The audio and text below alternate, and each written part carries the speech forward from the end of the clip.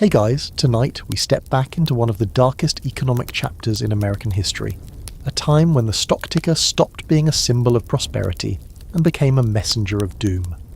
Picture yourself standing on a crowded New York street corner in late October 1929, watching grown men weep openly as numbers plummet on the big board, their entire futures evaporating faster than morning dew on hot pavement.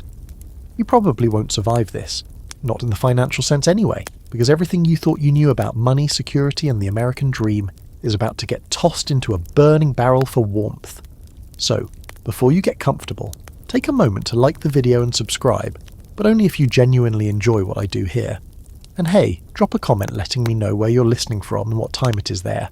I always love seeing how this little bedtime community stretches across time zones. Now, dim the lights, maybe turn on a fan for that soft background hum, and let's ease into tonight's journey together. You're standing there, maybe you've got a few dollars in your pocket, maybe you've got a small savings account at the local bank, and you're thinking that this stock market business doesn't really concern you. After all, you're not one of those fancy Wall Street types with their ticker tape machines and their champagne lunches. You're just a regular person trying to make an honest living. But here's the thing about economic catastrophes. They don't check your credentials before they ruin your life. They don't care if you've never bought a single share of stock in your entire existence. The crash is coming for everyone, and it doesn't knock before entering. The date is October 24th, 1929, and it will soon earn the nickname Black Thursday. You hear about it first through whispers at work, then through shouting headlines that paper boys wave on every corner. The stock market has fallen, they say, fallen hard. But you shrug it off, because what does that have to do with your job at the factory, your modest home, your children's school? Everything, as it turns out. Absolutely everything. See, the American economy of the 1920s was built on a foundation of optimism that bordered on delusion. People were buying stocks on margin, which meant they were essentially gambling with borrowed money. Banks were lending recklessly, investing depositors' savings in the very market that was about to implode. And businesses were producing goods at a pace that assumed everyone would keep buying forever. It was a house of cards dressed up in a tuxedo, and the wind was starting to blow. When the market crashed, and I mean really crashed, losing about 90% of its value over the next few years, it set off a chain reaction that would have been impressive if it weren't so devastating. Banks that had invested in stocks suddenly couldn't cover their depositors' money. Businesses that relied on credit found their loans called in overnight. Factories that needed customers discovered that nobody had money to buy anything anymore, and regular families like yours. You're about to learn what it really means to survive. Historians still argue whether the crash itself caused the depression, or merely exposed the rot that was already eating through the economic timbers. Some point to agricultural overproduction that had been driving down prices for years. Others blame the Federal Reserve for tightening credit when it should have been loosening it. A few contrarian scholars suggest that the Smoot-Hawley Tariff Act, which raised import taxes and triggered retaliatory measures from trading partners, turned a bad recession into a global catastrophe. The truth, like most truths, probably involves all of these factors dancing together in a complicated waltz of economic destruction. But none of that academic debate matters much to you right now. What matters is that your employer just called everyone into the break room to announce layoffs. What matters is that your neighbour came home early yesterday and hasn't left his house since. What matters is that your wife is looking at the pantry, with that worried expression that tells you she's already counting cans and calculating days. The crash didn't happen all at once, which somehow made it worse. Black Thursday was followed by a brief recovery that gave everyone false hope, like a patient sitting up in bed before the final decline. Then came Black Monday, then Black Tuesday. Each day brought new lows, new bankruptcies, new suicides. Yes, the stories about stockbrokers jumping from windows were somewhat exaggerated, but the despair was real enough. By mid-November, the market had lost about 40% of its value. By 1932, it would lose almost 90% from its peak. Here's a quirky little detail that captures the madness of those days. Some investors became so desperate to sell their holdings that they would accept virtually anything in exchange. There are records of stocks being traded for automobiles, for jewellery, for promises of future payment that everyone knew would never be honoured. The formal systems of finance were breaking down, and people were improvising in ways that would have seemed unthinkable just months before. One particularly creative fellow allegedly traded his seat on the stock exchange for a used car and a case of whiskey. Historians aren't certain this actually happened, but the fact that it's believable tells you everything about the moment. You're watching this unfold from a distance, perhaps reading about it in newspapers that seem to carry nothing but bad news, and you're starting to feel a cold knot forming in your stomach. Because even though you don't own stocks, even though you've always been careful with money, you can sense that the rules are changing. The world you grew up in, the world where hard work led to steady employment, where saving a little each month guaranteed security, where America was the land of endless opportunity, that world is dying. Something else is being born in its place. Something harder and hungrier, and you're going to have to learn how to live in it. The thing about the Great Depression that often gets lost in the statistics, the unemployment rates, the GDP decline, the bank failures, is how personal it was. Every one of those numbers represented a family sitting around a kitchen table, trying to figure out how to make it through another week. Every percentage point of unemployment was someone's father coming home with empty pockets and emptier eyes. Every closed factory was a community losing its heartbeat. The Depression wasn't just an economic event, it was a psychological trauma that would shape American character for generations. And here's the darkest part, the part that made this crisis different from the panics and recessions that came before. Nobody knew how long it would last.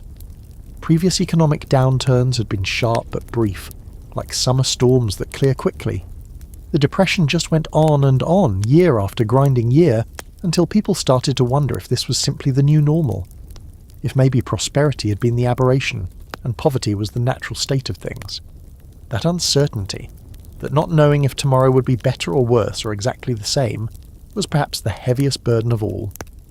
You pull your coat tighter against the autumn wind, watching the chaos unfold on Wall Street from whatever distance you happen to be standing, and you make a silent promise to yourself.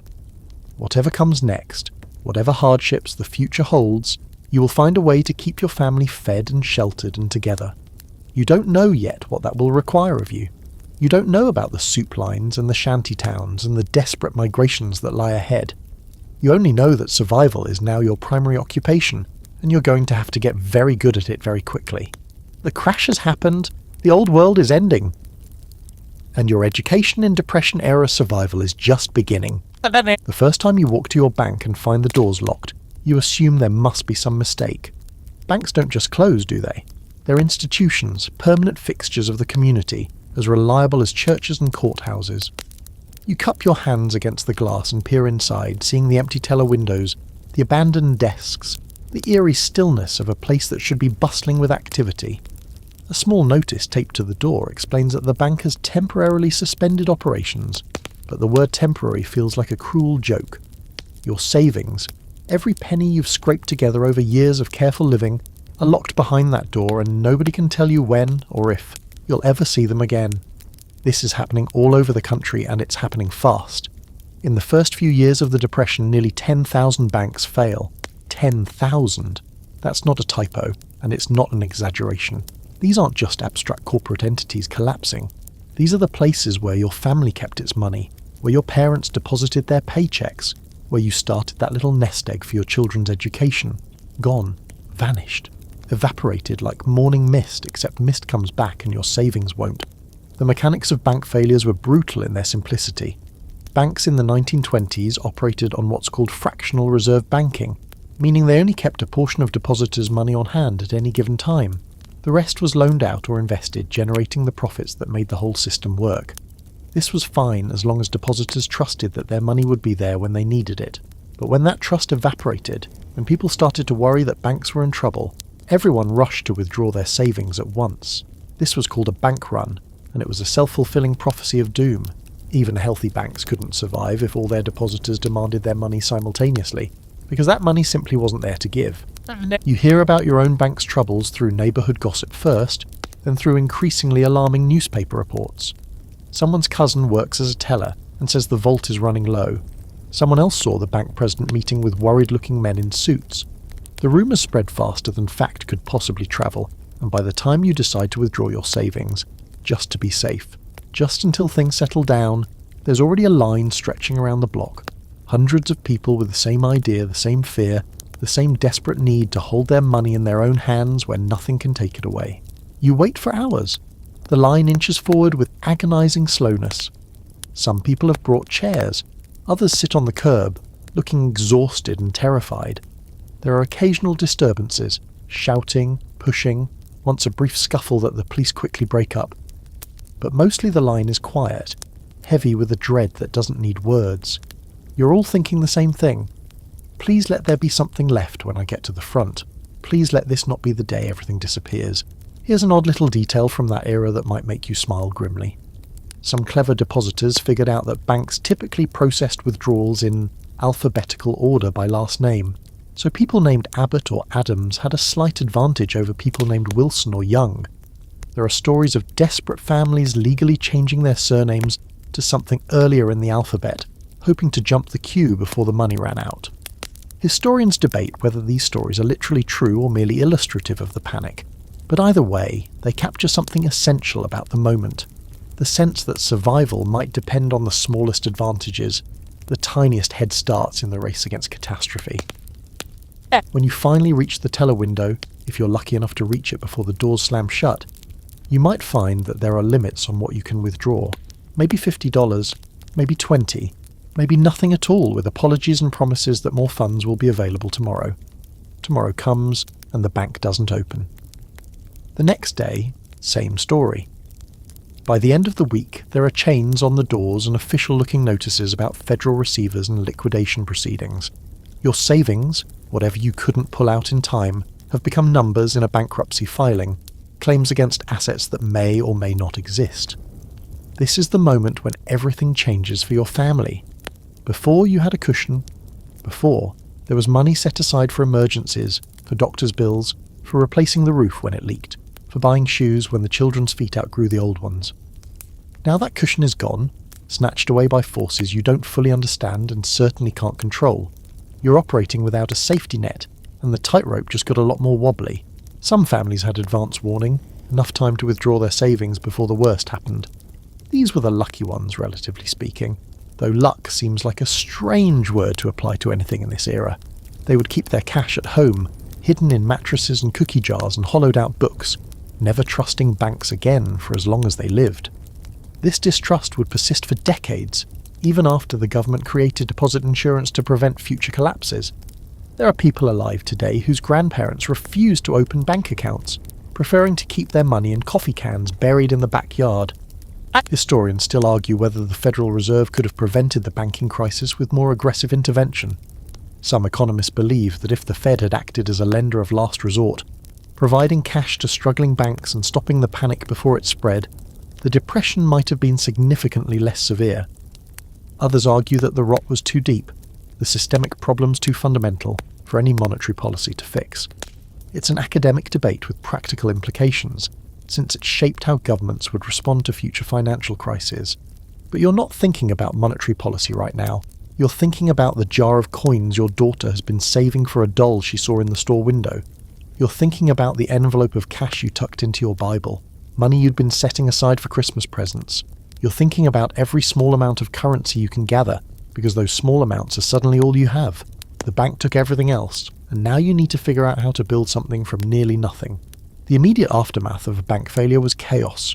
Merchants who had extended credit suddenly demanded cash payment. Landlords who had been patient started issuing eviction notices. Employers who paid by cheque found themselves unable to make payroll, sometimes closing their doors entirely. The loss of a single bank could devastate an entire community. Rippling outward like circles from a stone thrown into still water, you notice changes in your neighbourhood almost immediately. The family 2 doors down packs their belongings into their automobile and drives away, leaving their home to the bank that holds the mortgage. The corner grocery store closes, its owner having lost everything in the same failure that took your savings. The church passes around collection plates that come back emptier each week, because everyone is hoarding whatever cash they have left.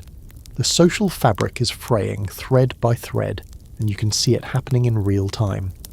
What do you do when the money disappears? You improvise, you adapt, you develop skills you never knew you'd need. The woman who had always paid someone else to do her laundry learns to scrub her own clothes on a washboard. The man who had always bought his lunch at a diner learns to carry cold biscuits wrapped in newspaper. The children who had always expected allowances learn that coins are for survival, not for candy. Everyone adjusts because the alternative is to simply give up, and giving up isn't really an option when there are mouths to feed and a roof to keep over their heads. The bank failures would continue for years, wave after wave, until Franklin Roosevelt declared a national bank holiday in 1933 to stop the bleeding. By then, the damage was done. Trust in financial institutions had been shattered, and it would take a generation to rebuild. But that rebuilding would eventually happen, and it would include safeguards, like the Federal Deposit Insurance Corporation, designed to ensure that what happened to you and millions of others would never happen again. For now, though, you're standing outside a locked bank door holding a worthless passbook, trying to figure out how to keep your family alive with whatever you have left. And the answer, as you'll soon discover, involves a combination of creativity, community, and sheer stubborn determination to survive. The kitchen table becomes your command centre. Every evening, after the children have been tucked into bed and the house falls quiet, you and your spouse sit down with whatever scraps of paper you can find and a stubby pencil worn down to almost nothing. You're going to track every penny, and I mean every single one, because in this new world you've been thrust into, a penny might be the difference between eating tomorrow and going hungry. You start by listing everything you have. Cash on hand, maybe $12.37, gathered from coat pockets and jar bottoms, and the small amount you managed to withdraw before the bank collapsed. Expected income, uncertain, because your hours have been cut and there's talk of more layoffs coming. Necessary expenses, rent, food, coal for the stove, soap, medicine if anyone gets sick. The numbers don't add up. They never add up. You're running a deficit before you've even begun, and you need to find ways to close that gap. This is the art of stretching pennies, and you're going to become a master of it whether you want to or not. Every household in America is conducting the same grim mathematics, scribbling the same impossible equations, trying to squeeze blood from stones that were already dry. Some families keep elaborate ledgers, noting every expenditure down to the half cent. Others rely on systems of envelopes, dividing their meagre cash into categories. Rent in this one, food in that one, emergency money in the envelope hidden at the back of the drawer where hopefully no one will need to touch it. You learn to think about money differently than you ever have before.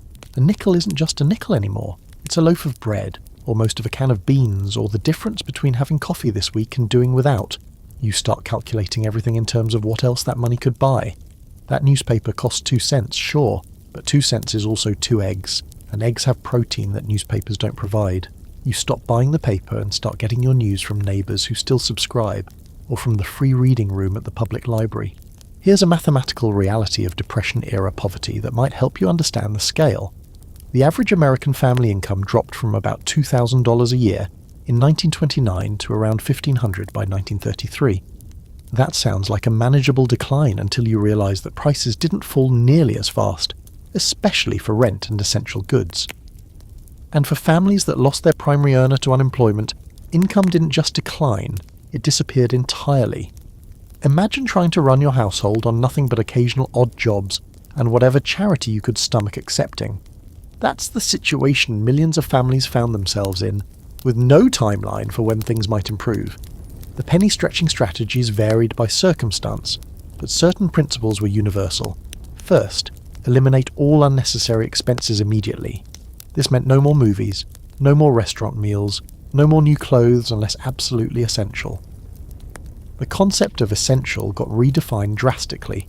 Something was essential only if you literally could not survive without it. Everything else was a luxury, and luxuries were for people who weren't fighting for their lives. Second, find cheaper alternatives for everything you must buy. You can't stop eating, but you can switch from beef to beans, from fresh vegetables to whatever's wilted and marked down at the end of the day, from name brand products to generic equivalents or store-made alternatives. Housewives developed encyclopedic knowledge of which stores offered the best prices on which items, walking miles out of their way to save a few cents on flour or sugar. Third, make things last longer than they were ever intended to last. That bar of soap doesn't disappear when it gets small. You press the sliver into the new bar, extending its life. Those shoelaces don't get thrown away when they break. You tie them back together and keep using them until they're more knot than lace. That newspaper doesn't go in the trash after you've read it. It becomes insulation, or fire starter, or toilet paper when the real stuff runs out. Historians still argue whether these extreme frugality measures actually helped families survive, or merely delayed the inevitable for those in the most desperate circumstances. Some economic historians suggest that the collective penny pinching of millions of households actually made the Depression worse by reducing consumer spending and deepening the economic contraction. Others counter that individual families had no choice. They had to cut spending to survive, regardless of macroeconomic effects. The tension between individual survival strategies and collective economic health is one of the great tragic ironies of the era. You develop systems and rituals that would seem absurd in prosperous times. Every evening you empty your pockets completely, placing even the smallest coins into a designated jar. Every week you count the jar and update your records, tracking whether you're gaining ground or losing it. You know exactly how much money's in the house at any given moment down to the last penny, because uncertainty is a luxury you can't afford. The children watch and learn. Your daughter starts a bank of her own, a small box where she deposits buttons that she pretends are coins. She plays at being poor, not fully understanding that she isn't playing at all. Your son asks why you can't buy him the toy he sees in the store window, and you explain, in terms a child can understand, that money has to be used for important things first. Food and shelter and keeping warm. And toys will have to wait until there's money left over. He nods solemnly, and you see something in his eyes that looks like the end of innocence. Here's an oddly charming detail from this era of obsessive tracking. Some families developed their own currencies for internal household use. Children might earn tokens, often buttons or bottle caps, for completing chores, which could be exchanged for small privileges like an extra story at bedtime or first choice of the dessert portion. This served multiple purposes. It taught children about economic concepts, gave them a sense of agency and achievement, and preserved actual cash for actual necessities. The tokens were worthless outside the home, but within its walls they represented a tiny economy of hope and incentive. The most painful cuts were often the ones that affected dignity rather than survival. You can live without new clothes, but you feel the shame of wearing patched and faded garments to church. You can eat beans every night, but you remember when meals were more varied and flavourful. You can walk instead of taking the streetcar, but your feet ache, and you arrive at your destination tired and sweating. Poverty isn't just about material lack. It's about the constant small humiliations that accumulate like dust in corners. Yet there's a strange satisfaction in mastering the art of stretching pennies, a pride in making do with less. You discover reserves of creativity and resilience you didn't know you possessed. You find solutions to problems that would have seemed impossible before, because impossibility is no longer an option. When you make it through a week spending less than you planned, when you find a way to provide something small and special for your children despite the constraints, when you balance the books and see that you're still solvent, barely but solvent, you feel a quiet triumph that prosperity never provided. The ledgers you keep will become family heirlooms of a sort, passed down to future generations as evidence of what their ancestors endured. Decades from now, your grandchildren will look at those cramped columns of figures, those meticulous records of every penny earned and spent, and they'll struggle to comprehend the world those numbers represent. They'll see entries like 5 cents for cabbage and 3 cents to Rizol shoes, and they won't understand how such tiny amounts could matter so much, but they'll sense, perhaps, the desperation and determination behind each entry, the fierce will to survive that kept the pencil moving across the page night after night. For now, you close the ledger and put out the lamp, saving even the cost of keeping it lit longer than necessary. Tomorrow will bring new challenges, new impossible equations to solve, but tonight at least, you know where you stand. You know exactly how much stands between your family and disaster. And somehow, knowing, even when the knowledge is grim, provides its own small comfort. The first time you push a shovel into the hard-packed dirt of your tiny backyard, you're not entirely sure what you're doing. You've never grown so much as a houseplant before, and now you're attempting to coax vegetables from soil that looks more like concrete. But the alternative, relying entirely on the grocery store with its prices that seem to climb every week while your income shrinks, is simply not sustainable. So here you are, hands blistered and back aching, trying to transform a patch of urban earth into something that might feed your family. Welcome to the world of the Depression-era garden, where desperation meets dirt and sometimes, if you're lucky and determined, produces actual food. Across America, millions of families are making the same decision you are, converting lawns and vacant lots and even rooftops into productive ground. City dwellers who have never seen a farm up close are suddenly obsessed with seed catalogues and composting. The joke going around is that Americans have finally discovered what most of the world has known forever. You can grow your own food if you're willing to work hard enough. You start small, because you have to. Seeds cost money, tools cost money, and you're operating on the thinnest of margins. Your first crops are the hardy basics: potatoes, beans, cabbage, carrots. These are the vegetables that forgive amateur mistakes, that produce reliably even in poor soil, that store well through winter months. Fancy vegetables like tomatoes and peppers can wait until you've developed more skill. For now, you need calories and nutrition with the highest chance of success. The learning curve is brutal. Your first planting goes into the ground too early, and a late frost kills half of it. Your second attempt suffers from too much water. You didn't understand about drainage, about root rot, about the way standing water can kill plants as surely as drought. You make every mistake possible, and each mistake costs precious resources that you can't easily replace. But you persist, because persistence is all you have, and slowly you begin to understand the rhythms of growing things. Neighbours help, those who have gardening experience from rural childhoods or immigrant traditions. The Italian family down the street shows you how to stake tomato plants and pinch off suckers. The elderly widow next door shares her technique for companion planting, putting beans near corn so each benefits the other. Knowledge flows freely in this community of the desperate, because everyone understands that survival might depend on sharing what you know. Selfishness has become a luxury that nobody can afford. Here's a detail that might surprise you. The federal government actively encouraged these gardens, seeing them as a way to reduce the burden on relief programs. Agricultural extension agents fanned out across the country, offering free advice on planting techniques and pest control. Seed companies offered special depression packets at reduced prices.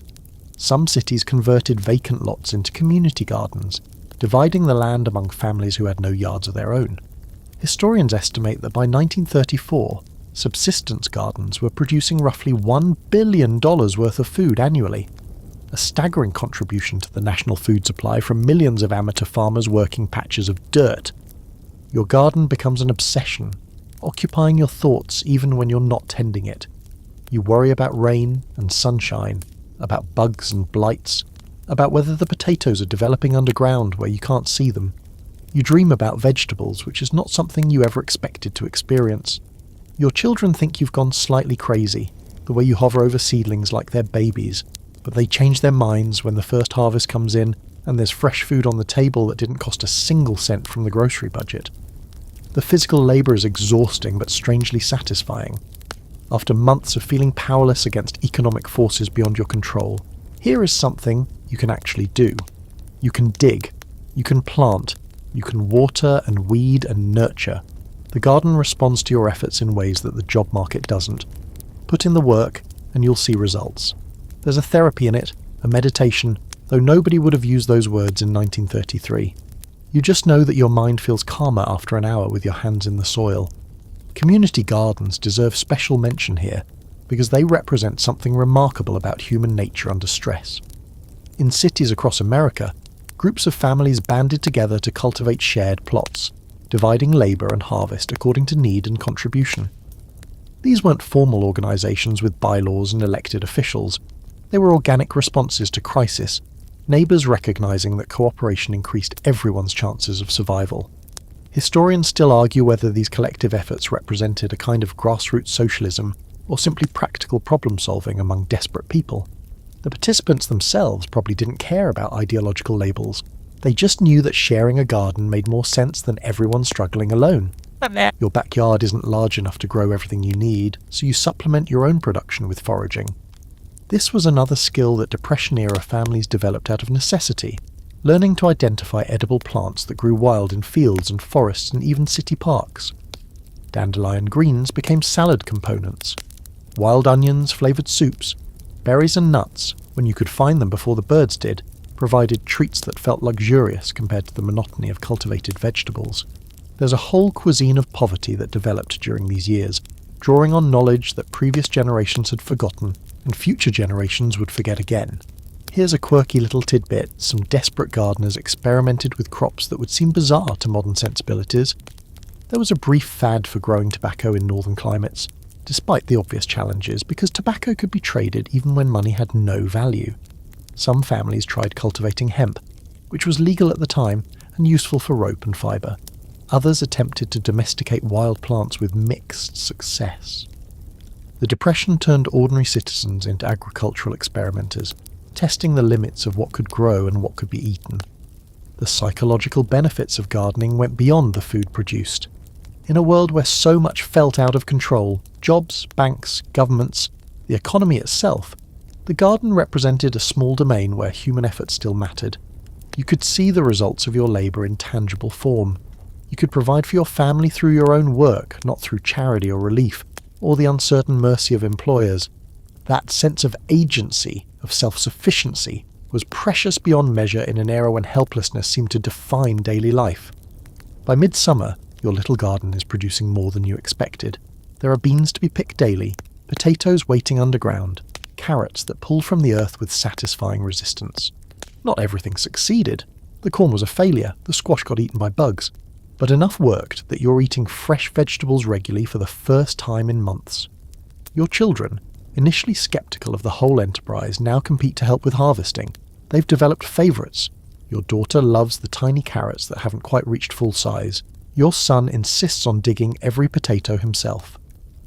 The harvest brings a new challenge: preservation. Fresh vegetables don't last, and you need to stretch summer's abundance into winter's scarcity. So you learn to can, to pickle, to dry, to store in cool cellars and root bins. Your kitchen becomes a processing centre, steaming with boiling water and smelling of vinegar. Rows of jars line your shelves, each one representing a small victory against hunger, a stored promise of food when the ground freezes and nothing grows. Canning is tedious work, hours of preparation for each batch, but every sealed jar is money you won't have to spend at the store. The garden doesn't solve everything. It can't pay rent or buy coal or replace the income you've lost, but it fills bellies with nutritious food that would otherwise drain your precious cash reserves. It gives you purpose and pride during days that might otherwise blend into meaningless tedium, and it connects you to neighbours in new ways, creating bonds of shared struggle and mutual assistance that will outlast the Depression itself. You straighten up from weeding, pressing your hand against your aching back, and survey your modest domain. Rows of green against the brown earth, the promise of food, the evidence of your own capability. It's not much, this garden, but it's yours, and it's keeping your family alive. The smell of something almost familiar drifts from your kitchen, and when you investigate, you find your wife bent over the stove, stirring a bubbling pot with intense concentration. "What are we having?" you ask, and she turns with a tired smile that holds a trace of triumph. "Apple pie," she announces, though you know for a fact there are no apples in the house and haven't been for weeks. This is kitchen alchemy, Depression-era style, and your wife has become a genuine wizard of making something from practically nothing. The recipe she's following comes from a neighbour who got it from a magazine that found it somewhere in the vast network of desperate housewives sharing survival strategies. It's called mock apple pie, and the main ingredient is Ritz crackers. Yes, crackers. Combined with sugar, cream of tartar, lemon juice and water, then baked in a pastry crust, the mixture supposedly mimics the texture and flavour of actual apples. Your children will never know the difference, your wife insists, though you suspect they might. Still, they'll have pie tonight, which is more than many families can claim, and the illusion of normalcy is worth something too. This is the creativity that deprivation demands, finding ways to simulate abundance when reality offers only scarcity. Across America, home cooks are performing similar miracles, transforming cheap and humble ingredients into meals that provide nutrition, satisfaction, and sometimes even a fleeting sense of plenty. Cookbooks from this era read like chemistry textbooks, full of substitutions and transformations and tricks for stretching every ingredient to its absolute limit. Consider water pie, perhaps the most poignant creation of Depression-era kitchens. It's exactly what it sounds like. A pie filling made primarily from water, with sugar and vanilla and a bit of butter for richness, thickened with flour into something vaguely custard-like. Water pie contains almost no nutrition, offers minimal calories, but it provides the psychological comfort of having dessert. In a time when the spirit needs nourishment as badly as the body, that comfort matters. Historians document families serving water pie for Sunday dinner, treating it as a celebration despite, or perhaps because of, its pathetic ingredients. Your wife's ingenuity extends far beyond faux apple pie. She has mastered the art of stretching meat to impossible lengths. A single chicken in her hands becomes a week's worth of meals, roasted the first night, sliced for sandwiches the second, the carcass boiled into broth, the broth stretched with vegetables into soup that lasts another 3 or 4 days.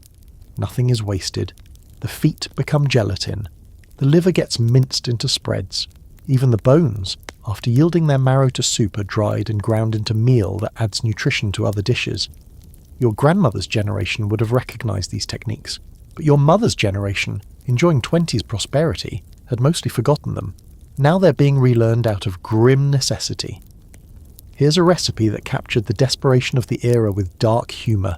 Hoover stew, named mockingly for the president many blamed for the economic collapse. It consisted of whatever you had. Potatoes if you were lucky, vegetables from the garden, scraps of meat if any were available, hot dogs sliced thin to maximise their visual presence. Everything went into a pot with water and cooked until the separate ingredients surrendered their individual identities and became a unified slurry of sustenance. It wasn't good exactly, but it was filling, and filling was the whole point. The science behind Depression-era cooking deserves appreciation. Housewives learned which cheap ingredients provided the most nutrition per penny spent. Beans and lentils offered protein without the expense of meat. Oatmeal provided lasting energy and essential fibre. Cabbage, one of the cheapest vegetables available, contained vitamins that prevented deficiency diseases. Potatoes gave calories that staved off hunger. These weren't random choices based on availability alone. They were strategic decisions that kept families healthy, or at least functional, through years of deprivation. Historians still argue whether the nutritional quality of Depression-era diets was actually worse than what preceded it. Some evidence suggests that certain populations, particularly the working poor who had previously survived on empty calories and alcohol, actually ate better during the Depression, forced by circumstance to consume more vegetables and less processed food. The data is complicated by regional variations and the difficulty of tracking what people actually consumed versus what they claimed to consume. What's clear is that malnutrition existed but wasn't as catastrophic as the extreme poverty might have suggested, partly due to the ingenuity of home cooks making the most of limited resources. Your wife keeps a notebook of recipes that work, substitutions that fool the palate, combinations that satisfy hunger, techniques that stretch ingredients. She trades recipes with other women in the neighbourhood, each sharing their own discoveries and innovations. There's a woman down the block who can make a convincing chocolate cake using mayonnaise instead of eggs and butter, both of which have become precious. There's another who has perfected a bread recipe that uses half the usual flour, extended with potato water and oatmeal. This knowledge network is as vital as the recipes themselves. No one person has all the answers, but collectively the community is figuring out how to survive. The children adapt to the new cuisine with varying degrees of enthusiasm. Your daughter, ever optimistic, has decided she actually prefers cornmeal mush to the oatmeal you used to serve, though you suspect this is a kind lie to make you feel better. Your son is more honest, wrinkling his nose at yet another pot of bean soup, but he eats it because the alternative is hunger, and he's old enough to understand that beggars can't be choosers. The phrase takes on literal meaning when actual begging is something families you know have resorted to. Here's a peculiar detail that captures the extremity of the times. Some families resorted to eating things that would horrify modern sensibilities. Squirrel, possum, raccoon, and rabbit provided protein in rural areas where these animals could be trapped or hunted. City dwellers sometimes ate cats and dogs, though this was discussed only in whispers and desperate circumstances. There are documented cases of families eating dandelion roots and tree bark during the worst years. The line between food and not food blurred when hunger became severe enough, and survival trumped squeamishness. The transformation of food waste into something edible became an art form. Stale bread became bread pudding or croutons or the base for stretching meat into more substantial dishes. Vegetable peelings went into stock pots rather than garbage cans. Coffee grounds were reused until they produced liquid barely distinguishable from hot water. Nothing that could possibly contribute nutrition or flavour was discarded. The modern concept of food waste would have been incomprehensible to Depression-era cooks. There simply was no such thing as waste, only ingredients that hadn't yet found their purpose. Your wife emerges from the kitchen with the mock apple pie, golden crusted and steaming, smelling of cinnamon and lemon and sugar. She sets it on the table with the ceremonial air of someone presenting a feast, because in a sense she is. This pie represents triumph over circumstance, creativity conquering deprivation, hope baked into pastry.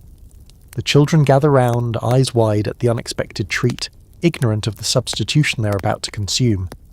The first bite confirms what you suspected. It doesn't really taste like apple pie. There's something off about the texture, a crackerness that no amount of spicing can disguise, but you pronounce it delicious anyway because your wife needs to hear that after hours in a hot kitchen, and your children follow your lead, and for a moment the family is gathered around something sweet, sharing something that feels almost like abundance, almost like the life you used to have, almost like things might be okay someday. You savour a piece for tomorrow, wrapping it carefully so it won't go stale. Tomorrow there might not be anything sweet, but tonight there is pie, and that will have to be enough. You're examining your son's shoes, and the news isn't good. The soles have worn through completely in 2 spots, cardboard inserts no longer sufficient to keep his feet dry when the streets are wet. The leather upper has cracked along the seams despite repeated applications of dubbin, and the laces, already replaced twice with pieces of string, are fraying beyond repair. In normal times, you'd simply buy new shoes, but these aren't normal times, and the 50 cents that a new pair of children's shoes would cost might as well be $50 for all the spare cash you have. So you're going to fix them again, because throwing things away is a luxury that no longer exists in your vocabulary. You'll cut new insoles from cardboard boxes saved for exactly this purpose. You'll stitch the cracked leather with thread salvaged from old clothing. You'll find something, twine, perhaps, or strips of fabric, to serve as laces. The shoes will be ugly, uncomfortable and temporary, but they'll keep feet covered for another few weeks or months, and that's all you can ask. This is the art of mending that Depression-era families perfected through constant practice. Clothing doesn't get replaced when it wears out. It gets repaired, patched, reinforced and coaxed into extended service until the original garment is barely recognisable beneath all its modifications. Your wife has become an expert seamstress, not by choice, but by necessity, spending evenings under dim lamplight stitching fabric that probably shouldn't hold together anymore. The clothing strategies of the Depression followed a strict hierarchy. First, you wear things until they develop holes. Then you patch the holes with fabric scraps, which might come from other worn-out clothing or from flour sacks that you've carefully washed and saved. When patches cover more surface area than original fabric, you assess whether the garment can be turned, taken apart and reassembled inside out, so the less worn interior becomes the visible exterior. When turning is no longer possible, the garment is cut down into something smaller. Adult clothing becomes children's clothing, long pants become shorts, dresses become blouses or cleaning rags. Nothing is discarded while any use remains. Here's a quirky detail that illustrates the era. Flour companies realized that their products' fabric sacks were being repurposed into clothing, so they started printing patterns on the fabric. Flowers, stripes, plaids. Suddenly flour sacks came in designs that would look respectable when transformed into dresses or shirts. Women would carefully select their flour at the store, choosing not just by price but by the attractiveness of the sack's pattern. Historians have called this flour sack couture, and it represents a rare moment of corporate responsiveness to consumer desperation. Some companies even published patterns showing how to cut and sew their sacks into specific garments. Your family's wardrobe has become a patchwork museum of making do. Your wife's Sunday dress, once a respectable navy blue, now features panels of slightly different blue fabric, where the original material finally gave out. Your own work pants bear patches on the knees, the seat, and both pockets, creating a texture almost like quilting. The children's clothes cycle through them in sequence. Your son wears what no longer fits the neighbour's older boy. Your daughter wears clothes handed down from her cousin, and when they outgrow these items, they pass them along to smaller children down the street.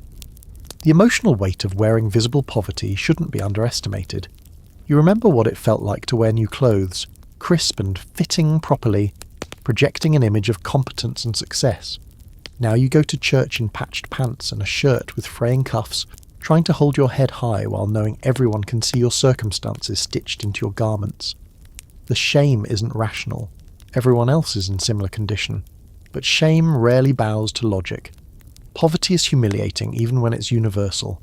Children feel this shame acutely. Your daughter cried last week because the other girls at school laughed at her dress, the one made from flour sacks that you thought looked perfectly fine. Your son has started walking differently, trying to hide the holes in his shoes by keeping his feet moving so nobody can see the bare spots. You want to tell them that clothing doesn't define a person's worth, that character matters more than appearance, but these lessons are hard to believe when the world seems to judge by externals, and your externals are ragged. Historians still argue about the psychological effects of prolonged visible poverty on Depression-era children. Some studies of people who grew up during this period suggest lasting impacts on self-esteem and social development. Others find remarkable resilience, as if shared hardship created bonds that transcended material circumstances. The truth probably varies by individual and community. Some children emerge traumatized, others strengthened, most somewhere in between. The skills required for clothing maintenance would have been standard knowledge a few generations earlier, before mass production made buying cheaper than making. Now those skills are being frantically relearned. Your wife studies magazines and talks to older neighbours, absorbing techniques her mother never bothered to teach her. Darning, patching, reinforcing seams, setting buttons, turning collars and cuffs. Each skill extends the life of clothing and keeps cash in the jar instead of flowing to stores. Here's a detail that might make you smile grimly. Some families got creative with fabric sources beyond flour sacks. Feed sacks and cement bags served similar purposes for rural families. Urban dwellers might repurpose curtains, tablecloths, or bed sheets that had worn thin. There are documented cases of people making clothing from burlap, which is exactly as uncomfortable as it sounds, but at least covers the body. One particularly resourceful woman reportedly made a winter coat from old blankets, stitching multiple layers together for warmth. It wasn't fashionable, but fashion had become irrelevant.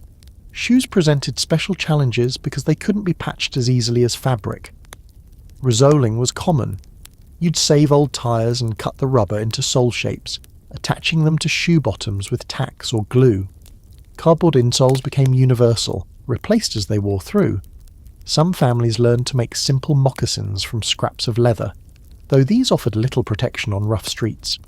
Going barefoot wasn't unusual for children during warm months, saving shoes for occasions when appearances mattered. The irony of all this mending is that it was probably false economy. Hours spent patching and sewing might have been more productively used earning money to buy new clothes.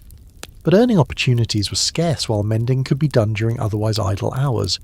And there was something psychologically important about the act of repair itself. A visible demonstration that you weren't giving up, that you were fighting to maintain standards even as those standards slipped lower and lower. You finish your makeshift repairs to your son's shoes and call him to try them on. He shoves his feet into the familiar leather, wiggling his toes experimentally. "How do they feel?" you ask, and he shrugs in that way children do when they don't want to disappoint you but can't quite lie convincingly either. They feel like repaired shoes, neither comfortable nor fully waterproof, but serviceable for a while longer. It's the best you can do. Later that evening, your wife works on the children's school clothes while you darn your own socks by lamplight. The needle moves rhythmically, in and out, weaving new thread through worn fabric. It's meditative work, almost soothing despite its necessity. You think about your grandmother, who probably spent evenings exactly like this, and her grandmother before her. Modern prosperity made you forget these skills, and modern poverty has forced you to remember them. The needle keeps moving, the fabric holds together for another day, and you survive. The knock on your door comes early on a Saturday morning, and you open it to find your neighbour, Mr. Henderson, standing on the porch with a half-dozen eggs cradled carefully in his hands. Before you can ask what this is about, he gets right to the point. He knows your wife can cut hair, and his boy needs a trim before church tomorrow. Would you consider a trade? 6 eggs for 1 haircut. And if you think that's not fair, he's got some carrots from his garden he could throw in. This is bartering, the ancient art of exchanging goods and services directly, without money changing hands. You thought it was something that belonged to textbooks about primitive economies, but it turns out it belongs to your front porch on a Saturday morning in 1933. Because when money becomes scarce, people don't stop needing things, they just find other ways to get them. You accept the trade, of course. Eggs are valuable, and your wife can cut hair with her eyes closed, having done it for the family for years now to save barbershop fees.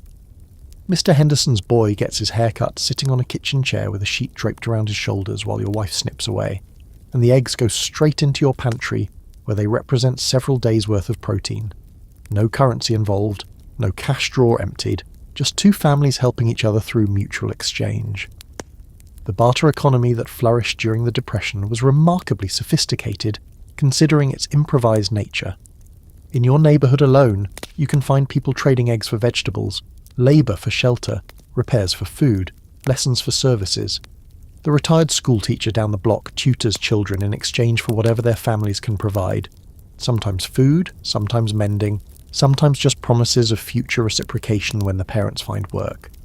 The mechanic on the corner fixes cars in exchange for use of those cars when he needs transportation. Everybody has something to offer, and everybody needs something that someone else can provide. Here's a fascinating detail. Some communities formalize their barter systems to an impressive degree.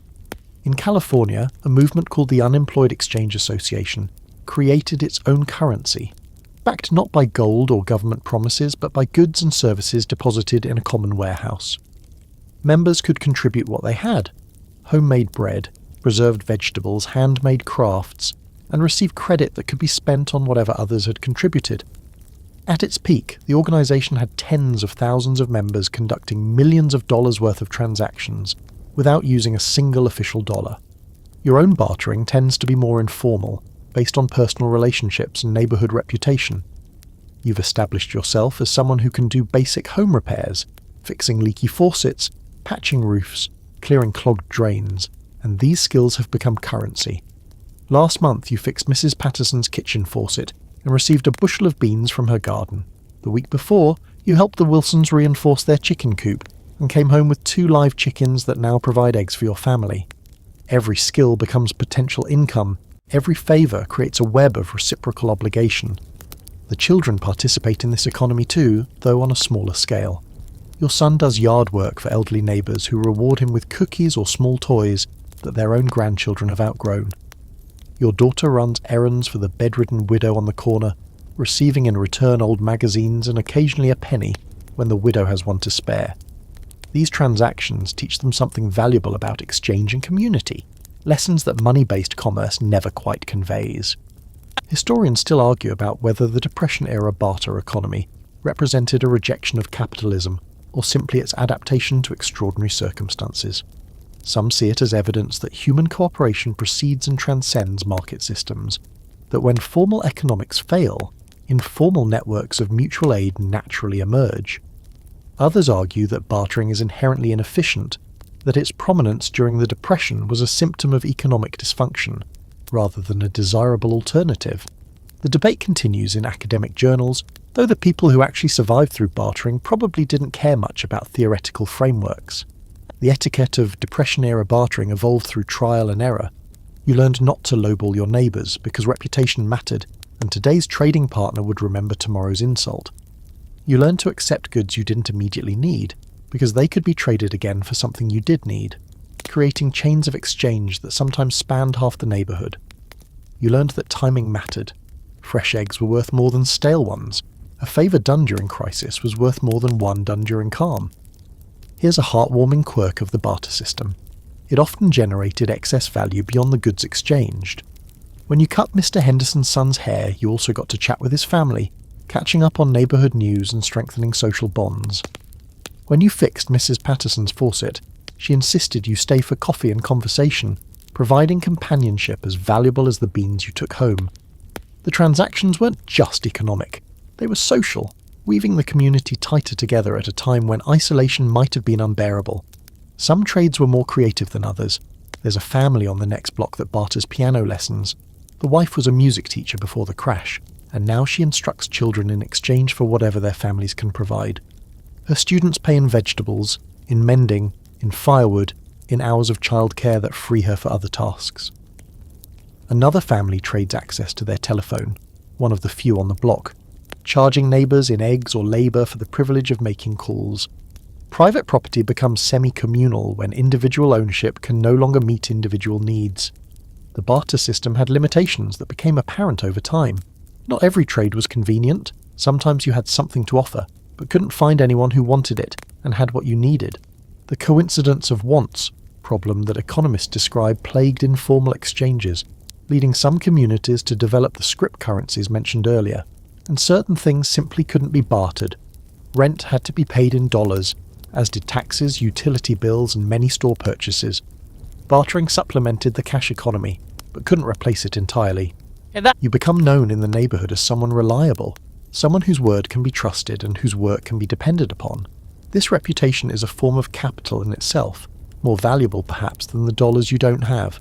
When someone needs a repair and can't afford to pay, they think of you, and the trade they offer reflects their confidence that you'll do honest work. You think of this reputation as something to protect, a legacy that your children might inherit if hard times continue long enough. The Saturday ritual continues, neighbours stopping by with trades to propose, goods and services flowing between houses without ever involving a merchant or a cash register. Your wife cuts more hair, receives more eggs, trades some of those eggs for fabric, uses that fabric to make clothes, trades spare clothes for vegetables. The economy circles and spirals, everyone giving what they can and receiving what they need, somehow making it work through cooperation and creativity. As you watch Mr. Henderson walk home with his freshly trimmed son, you reflect on what money actually is, just a symbol of exchange, a convenient intermediary that isn't strictly necessary when people trust each other enough to trade directly. The Depression has stripped away many conveniences and revealed the bones beneath, the fundamental human capacity for mutual aid that existed long before currency was invented and will exist long after today's economic systems have evolved into something unrecognisable. Your son comes home with his pockets jingling, and for a moment your heart lifts, then reality reasserts itself. The jingle is pennies, not dollars, 3 or 4 of them earned through an afternoon of work that would horrify modern sensibilities about childhood. He's been down at the train yard again, collecting coal that falls from passing locomotives, selling it to neighbours who need fuel and can't afford to buy it from dealers. He's 9 years old and he's contributing to the family economy in ways that no 9-year-old should have to. This is the reality of childhood during the Depression. Children work. Not in factories mostly. Child labour laws prevent that, at least officially, but in 1,000 informal ways that collectively represent a significant contribution to family survival. They scavenge and sell. They take odd jobs. They help in family businesses. They sacrifice the carefree play that childhood should include in exchange for the coins that keep everyone fed. Your son's coal gathering operation is actually relatively sophisticated for a child his age. He's figured out that the coal falls most heavily at certain curves in the track, where the cars jostle and shake loose their cargo. He knows which neighbours need coal most urgently and will pay the best prices, which is to say a penny or 2 more per bucket than the going rate. He's formed an informal partnership with 2 other boys from school, dividing up the territory and sharing information about opportunities. At 9, he's running a small business, and the only reason it exists is because your family cannot afford for him to just be a child. Here's a detail that captures the era's grim childhood economics. There were entire categories of goods that children scavenged and sold. Coal was common in railroad towns. Scrap metal could be collected and sold to junk dealers. Newspapers could be resold or delivered for tips. Returnable bottles brought a penny or 2 each. In rural areas, children trapped small animals for their pelts or gathered wild foods for sale. The specifics varied by location, but the pattern was universal. Children everywhere were working to supplement family income. Your daughter contributes differently but no less meaningfully. She helps with the younger children of working mothers, providing childcare that allows those mothers to take jobs outside the home. She runs errands for elderly neighbours who reward her with small amounts of cash or, more often, with food and goods that have value even without a price tag. She has taken over much of the household cooking and cleaning, freeing your wife for work that generates income. At 11, she's essentially a junior homemaker, her childhood compressed into the interstices between adult responsibilities. The psychological impact of this premature responsibility is complex.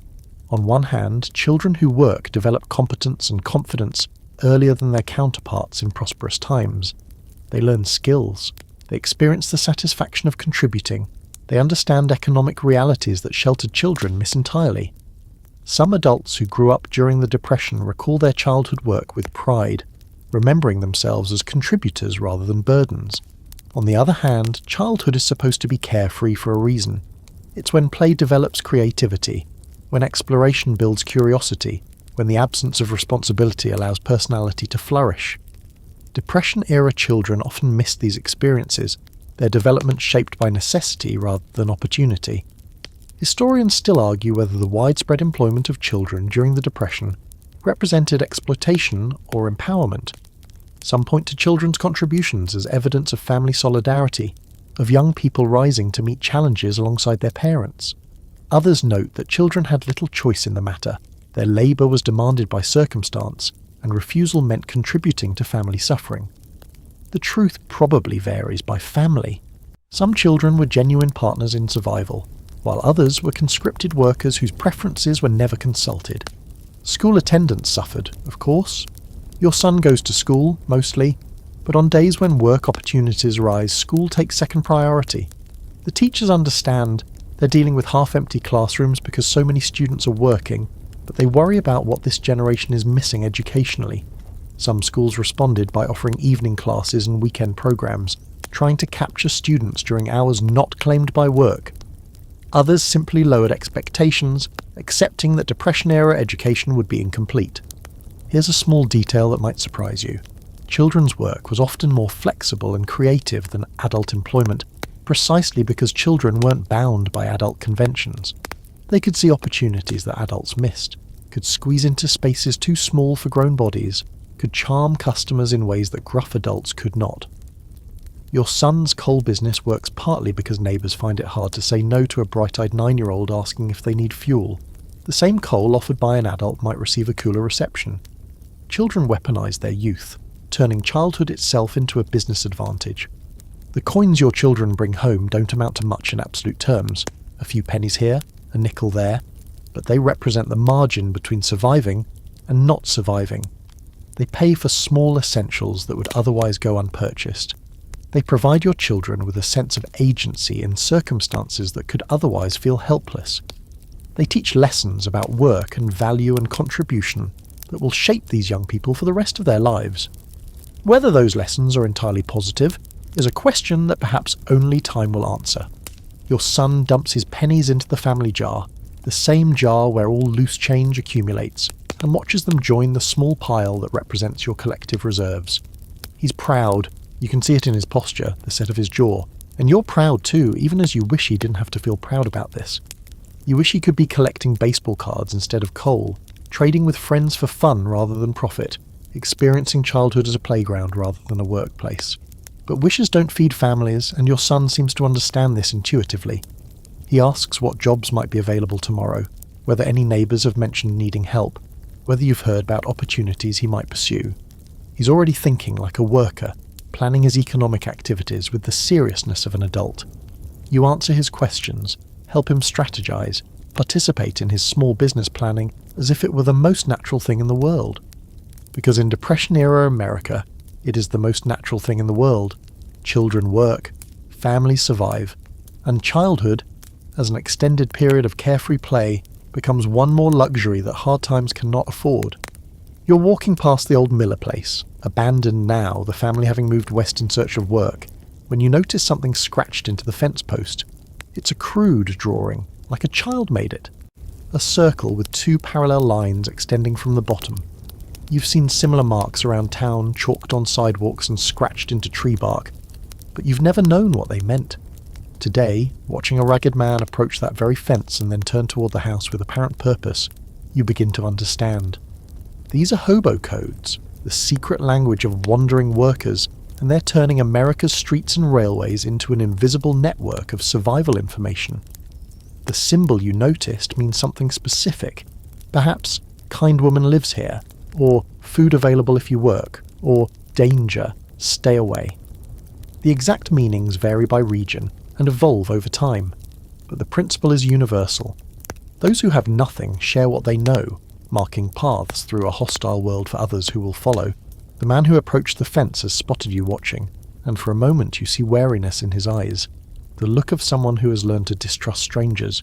But you're clearly not a threat, just another depression-battered soul going about your business. So he relaxes and tips his hat before continuing around to the back of the house.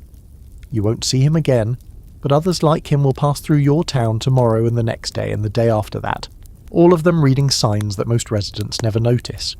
Here's a quirky detail that captures the ingenuity of the hobo communication system. The symbols weren't just warnings and opportunities. They conveyed remarkably nuanced information. A cat symbol meant a kind woman lived nearby. 2 interlocking circles indicated handouts available. A cross marks a religious household likely to offer help. A top hat warned of a gentleman who might call the police. A triangle with hands indicated that the homeowner had a gun. These travellers had created an entire vocabulary in chalk and scratch marks, transmitting survival data through a continent-spanning network that required neither paper nor postage. Your neighbourhood has become a waypoint on invisible routes that crisscross the country. Men appear at back doors asking for food or work, knowing somehow which doors to approach and which to avoid.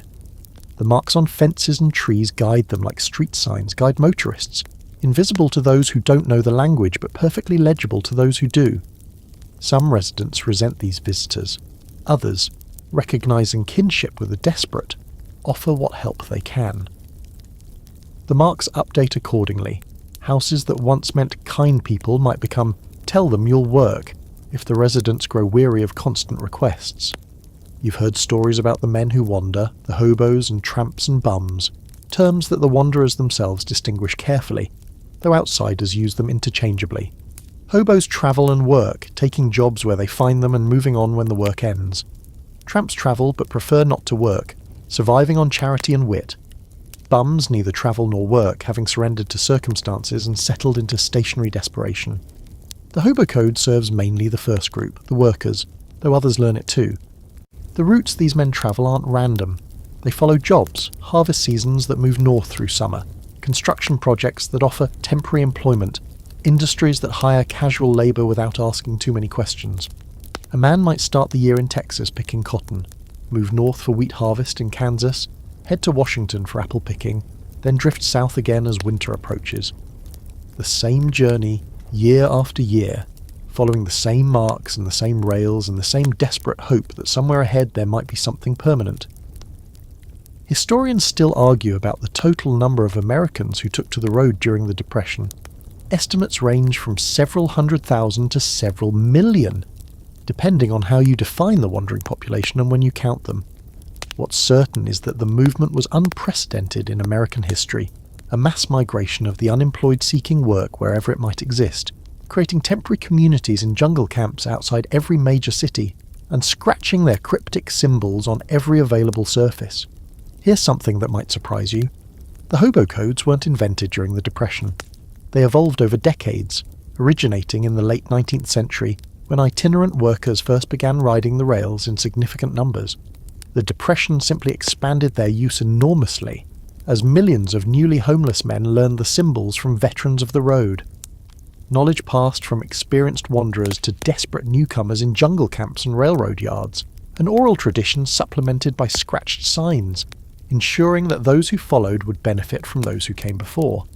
You think about the symbols differently now, seeing them not as vandalism but as communication, not as marks of desperation but as acts of solidarity. When a wandering man takes time to scratch a warning on a fence post, he's thinking about the stranger who will pass this way tomorrow, offering help to someone he'll never meet.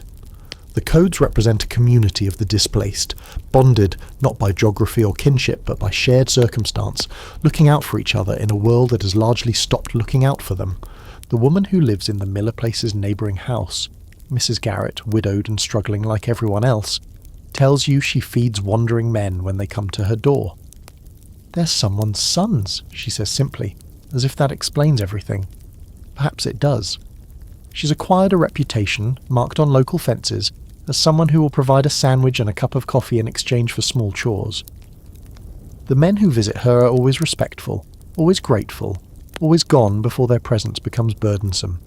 They follow the code, taking what's offered and not asking for more, maintaining the delicate social contract that allows the system to function. You wonder what symbols mark your own house, what the wandering men know about you that you don't know yourself. The thought is unsettling and fascinating in equal measure.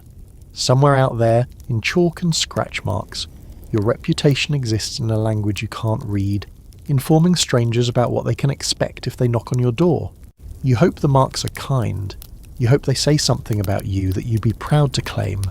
But you'll probably never know, because the Hobo Codes are not for residents like you. They're for the river of desperate men flowing through your town, visible for a moment before disappearing down roads that lead to other symbols, other chances, other moments of hope and disappointment in the great grinding machinery of Depression survival. The first time you see someone hop a freight train, you're standing on the platform of your local station, watching a locomotive slow for a curve, and suddenly there are men everywhere, emerging from bushes, scrambling from beneath the platform, sprinting alongside the moving cars. They grab ladders and handrails with practiced ease, swinging themselves up and into boxcars with movements that speak of long experience. In seconds, they're gone, absorbed into the train's dark interior, riding toward destinations unknown on wheels they don't own and haven't paid for. This is riding the rails, the dangerous, illegal and desperately necessary transportation method that moves hundreds of thousands of unemployed Americans across the continent in search of work. The men you just watched aren't criminals in any meaningful sense. They're workers who can't afford legitimate travel, hitchhiking on steel highways because the open road offers too little speed. They're breaking laws, yes, but laws written for normal times that no longer apply to lives that normal has abandoned. You've thought about joining them in your darker moments. When the local economy offers nothing and rumours swirl about jobs in distant cities, the temptation to hop a freight and find out for yourself is powerful. But you have a family here, responsibilities that anchor you to this place, so you watch the trains pass and wonder where those men are going and whether they'll find what they're seeking. Most won't, statistics suggest, but some will, and that possibility keeps them climbing aboard, risking injury and arrest for the chance of employment. Here's a sobering detail about the dangers involved. Railroad companies estimate that nearly 7,000 people died riding freight trains during the Depression decade. Some fell from moving cars, some were crushed between cars or under wheels, some froze to death in winter boxcars or suffocated in sealed cars during summer heat. Some were killed by railroad police, bulls, who enforced trespassing laws with clubs and sometimes guns. Riding the rails was not adventure, it was survival roulette, each journey a gamble with odds that favoured the house. And the culture that developed around freight hopping was remarkably elaborate. Experienced riders knew which trains went where, which cars were safest, which railroad lines employed the most brutal bulls. They knew about hotspots, cars positioned over the wheels that became ovens in summer, and about reefers, refrigerated cars that could freeze an unwary rider. They knew to avoid tanker cars and flatbeds, to seek out empty boxcars with doors that could be secured from inside, to never ride alone if possible, because companionship meant safety.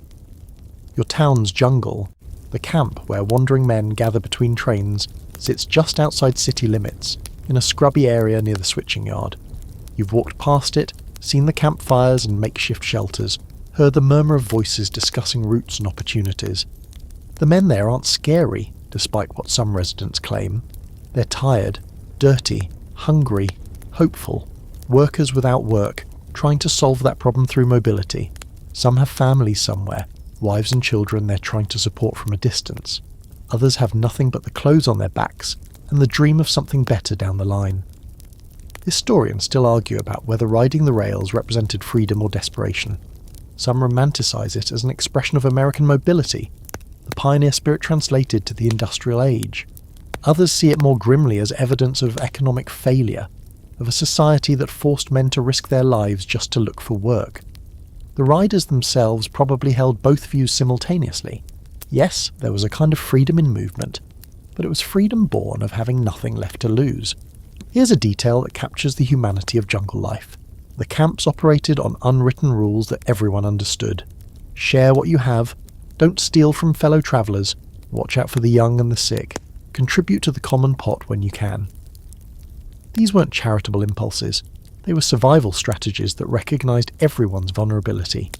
Today you might have food to share, tomorrow you might need someone else's generosity. The camps were small democracies of desperation, self-governing communities that emerged organically wherever trains stopped long enough. Teenagers rode the rails in surprising numbers.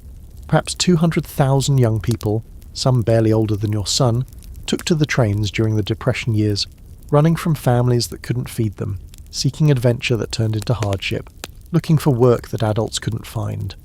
They were called road kids, or boxcar children, and their presence in the jungles worried authorities who saw them as future criminals and concerned citizens who saw them as someone's lost children.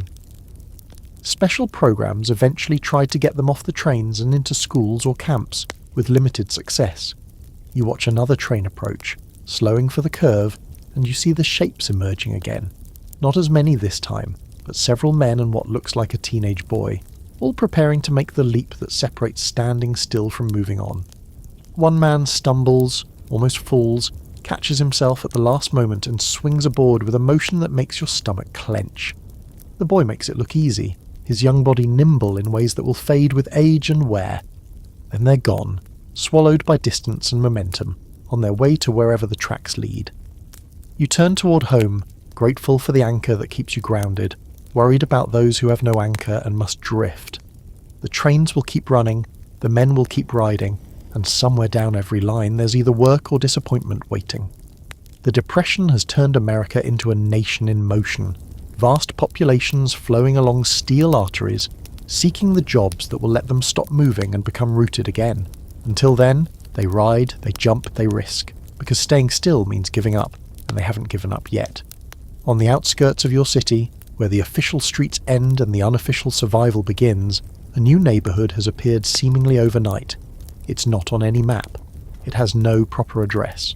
The municipal government doesn't acknowledge its existence except as a nuisance to be tolerated or, when political pressure mounts, eliminated.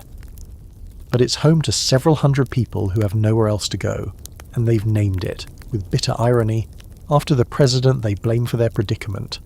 Welcome to the Hooverville, where desperation meets determination, and somehow produces shelter from the storm. You walk through it one afternoon, driven by curiosity or compassion or both, and what you find challenges every assumption about what constitutes a neighbourhood. The structures here aren't houses in any conventional sense. They're constructions of scavenged material. Flattened tin cans, cardboard boxes, scraps of lumber from demolished buildings, old automobile parts repurposed into walls and roofs. Tar paper appears everywhere, that cheapest of weatherproofing materials, patched over gaps and seams in attempts to keep out rain that nonetheless finds its way in. The effect is part medieval village, part disaster zone, part monument to human ingenuity in the face of impossible circumstances. The people living here aren't what you expected either. You'd imagine bums and drifters, society's permanent failures. What you find instead are families, fathers, mothers, children, who look remarkably like your own family except that their luck ran out a little sooner. That man with the hollow cheeks was a bank teller until the bank failed. That woman stirring a pot over an open fire taught elementary school until the city stopped paying teachers. Those children playing in the dirt between shacks attended the same schools as your children until their families could no longer afford rent.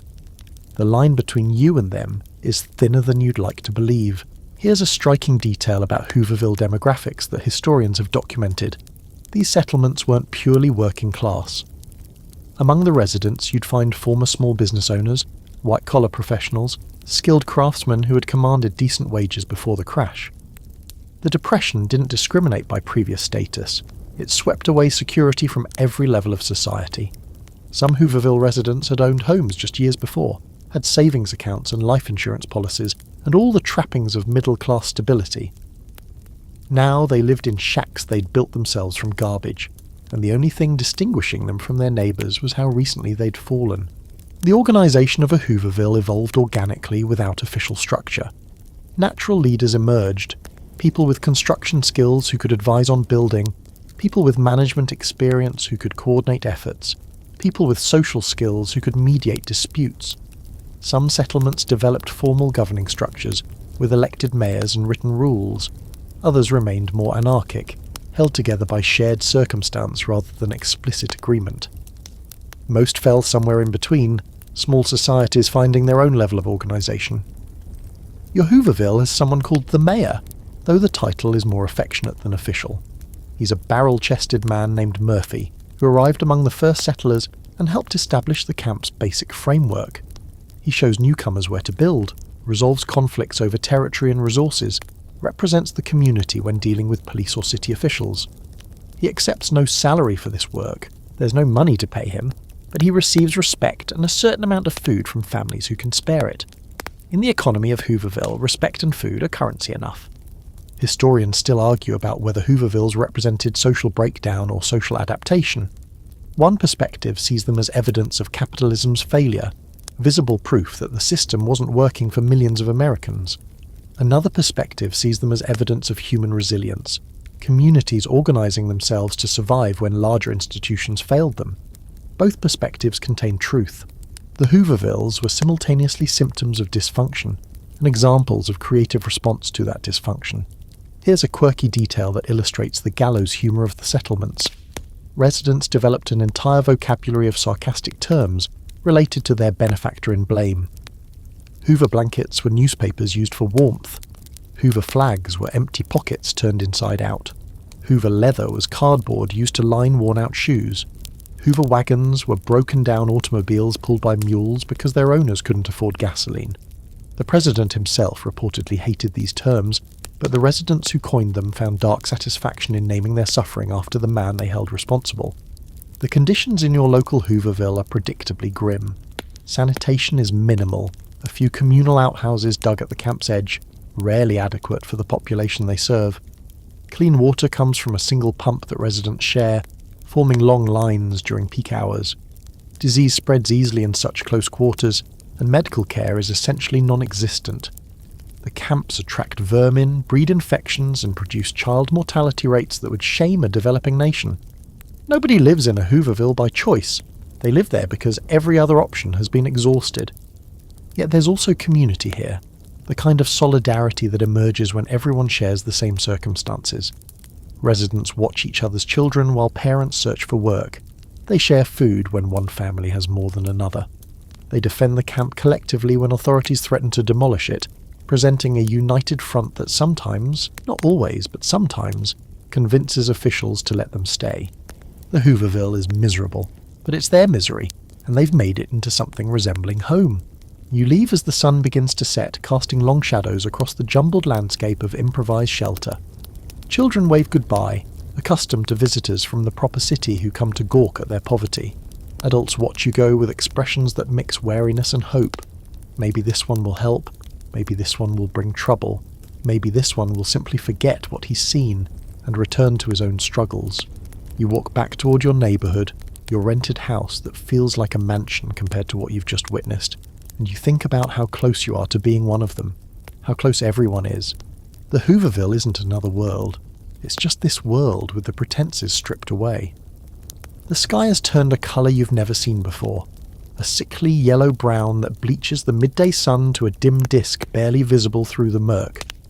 Dust is everywhere, in your nose, your mouth, your eyes, coating every surface inside your house despite windows sealed with wet towels and doors stuffed with rags. You can taste the prairie on your tongue, gritty and dry. The topsoil of 1,000 farms become airborne and invasive. This is the Dust Bowl, nature's cruel supplement to economic catastrophe, and for families in the Great Plains, it transforms already impossible circumstances into something approaching apocalypse. You've read about dust storms in newspapers delivered from eastern cities, but reading isn't experiencing.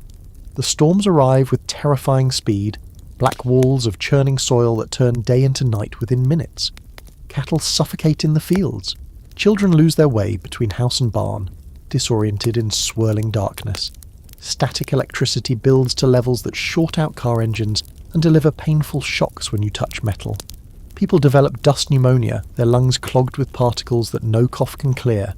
The storms pass, eventually, but the dust remains, on floors, on furniture, in food, in dreams that replay the darkness long after the air has cleared. The causes of the Dust Bowl were both natural and human. A severe drought beginning around 1930 and persisting through most of the decade dried out the prairie soil. But that soil would have stayed in place if farmers hadn't spent decades ploughing up the native grasslands, replacing deep-rooted prairie vegetation with shallow-rooted wheat that died when rain failed. The grass had held the soil together.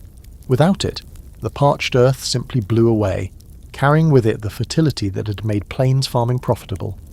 The Dust Bowl was a slow-motion disaster, decades in the making, erupting into crisis when drought removed the last restraints. Here's a detail that conveys the sheer scale of the phenomenon. On April 14, 1935, the day that became known as Black Sunday, a single storm carried an estimated 300 million tons of topsoil from the prairie states. The dust travelled across the continent, reaching Washington, D.C. and New York City, where it filtered through windows and settled on desks in offices and apartments, whose occupants had never seen the plains. Residents of the eastern seaboard woke to find cars coated in dust that had originated 1,000 miles away. the storm darkened skies along the entire eastern seaboard, announcing that the Dust Bowl was a national catastrophe, not merely a regional inconvenience. For families already struggling with depression economics, the dust storms added insult to injury. Crops that survived the drought often died in the storms, buried under drifts of soil or stripped of leaves by wind-driven particles. Livestock that survived the storms often starved because pastures became deserts. Farm equipment that survived both was often useless because there was nothing left to farm. The agricultural economy of the Great Plains, already weakened by falling prices and overproduction, essentially collapsed. Historians still argue about the relative contributions of drought and farming practices to the Dust Bowl's severity. Some emphasize the exceptional nature of the drought itself, suggesting that even perfect land management couldn't have prevented disaster under such extreme conditions. Others focus on the hubris of farmers who believed they could tame the prairie without consequences, converting an ecosystem adapted to low rainfall into cropland that failed when normal dry cycles returned. The debate has practical implications for contemporary agriculture, as drought conditions return periodically to the plains. You seal your windows again as another storm approaches, the horizon darkening with approaching dust. Your children have developed the dry cough that precedes lung problems, and you worry about what they're breathing even inside the house.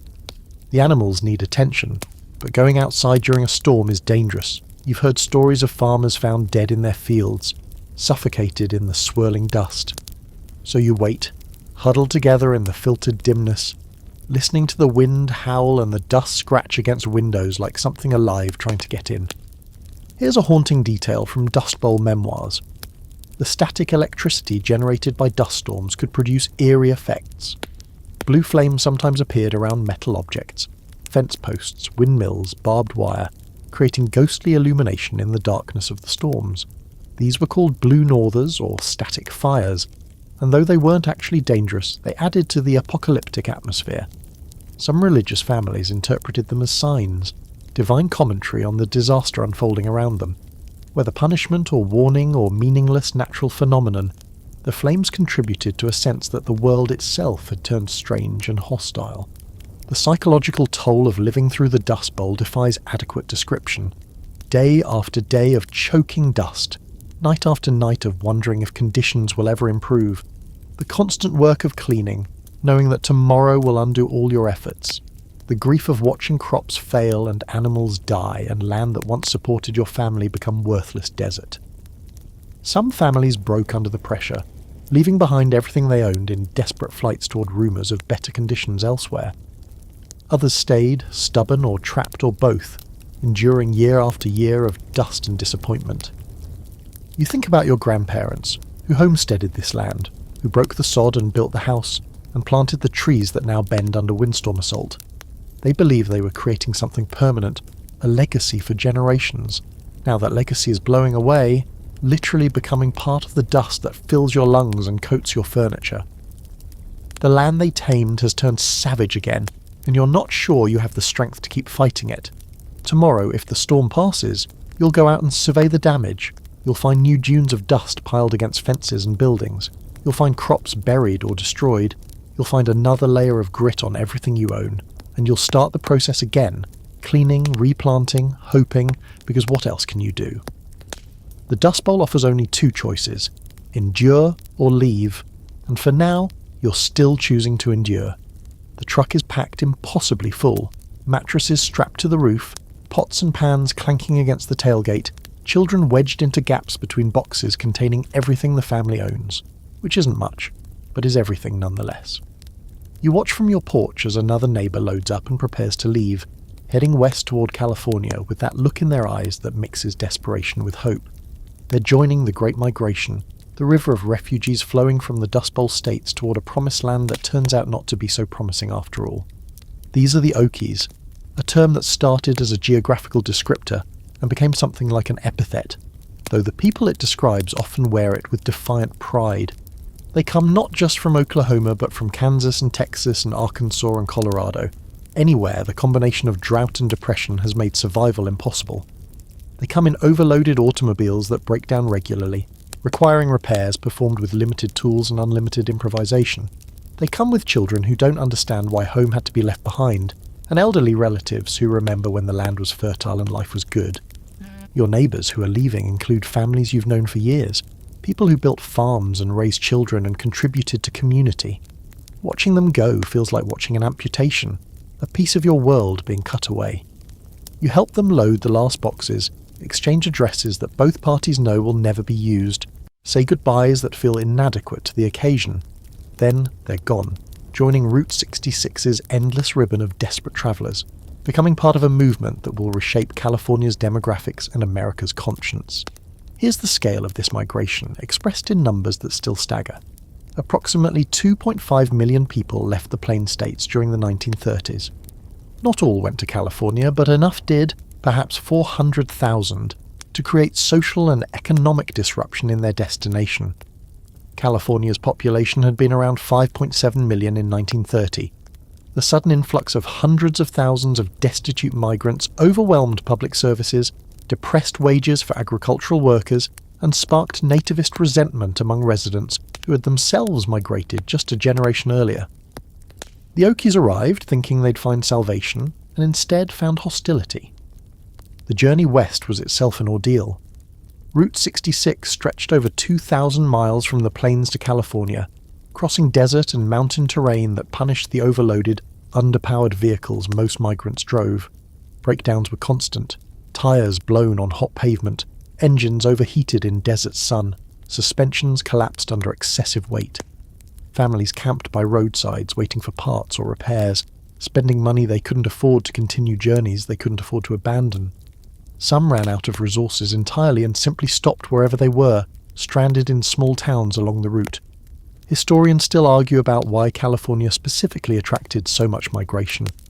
Some point to promotional materials distributed by California agricultural interests, who initially welcomed cheap labour and advertised for workers throughout the plains. Others emphasize California's mythological status in American imagination, the land of sunshine and opportunity, the western terminus of manifest destiny. Still others note practical factors.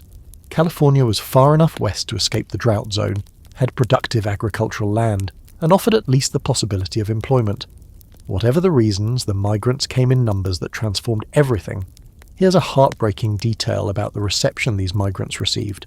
California communities erected barriers against them, both legal and social. Some towns passed ordinances forbidding indigent people from entering, enforced by police who turned away cars bearing out-of-state plates.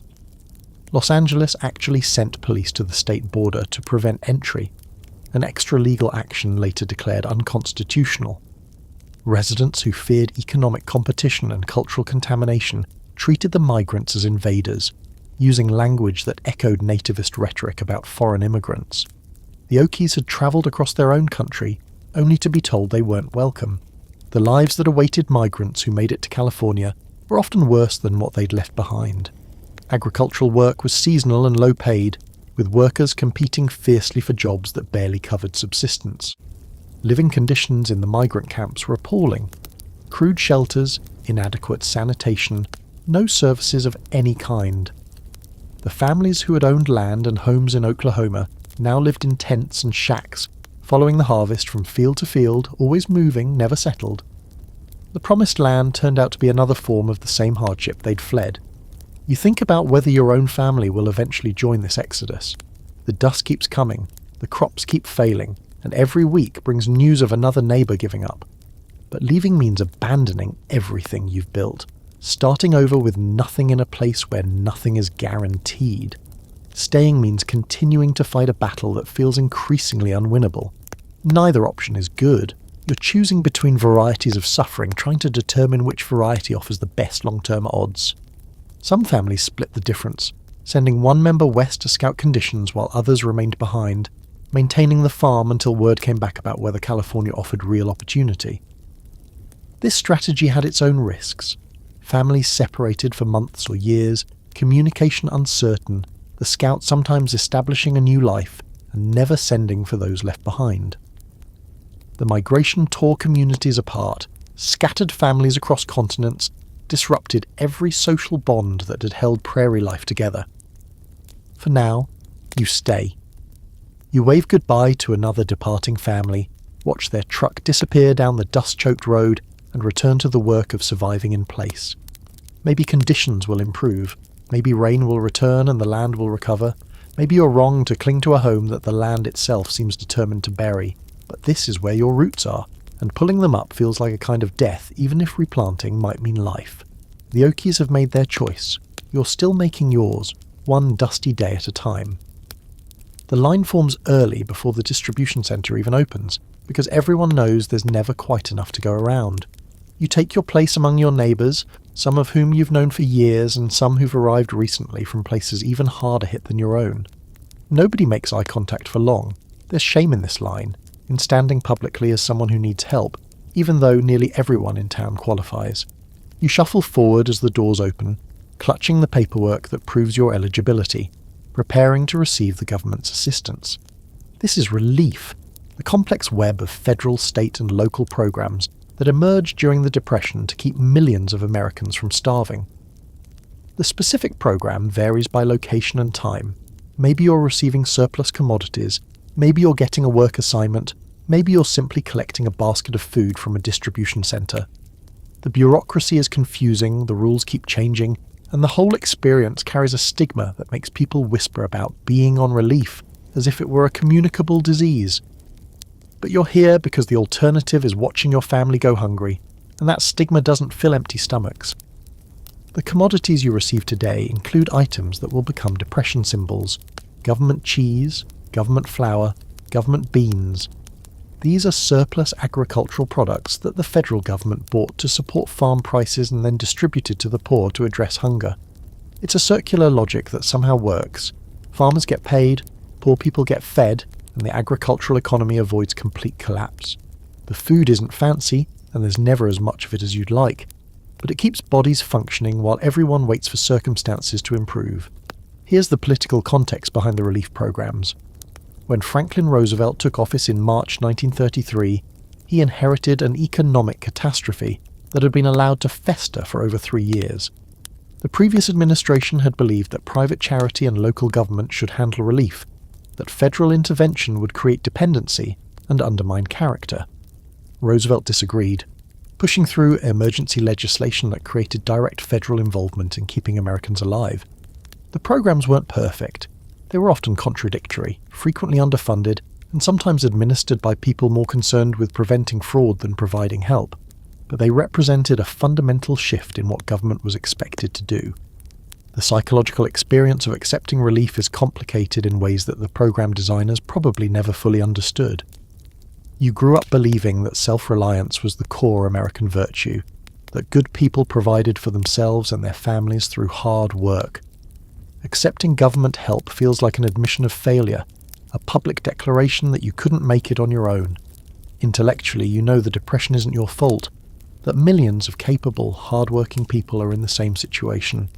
Emotionally, the shame persists, colouring every interaction with relief workers, every trip to the distribution centre, every meal prepared with government commodities. Historians still argue about whether New Deal relief programs were adequate to the crisis. Critics from the left point out that millions remained in poverty despite the programs, that benefits were often too small to provide genuine security, that racial discrimination permeated administration at every level. Critics from the right argue that the programs created dependency, expanded government beyond proper limits, and may have actually prolonged the Depression by discouraging private economic activity. The people who actually received relief probably cared less about these theoretical debates than about whether there would be cheese in the distribution box this week.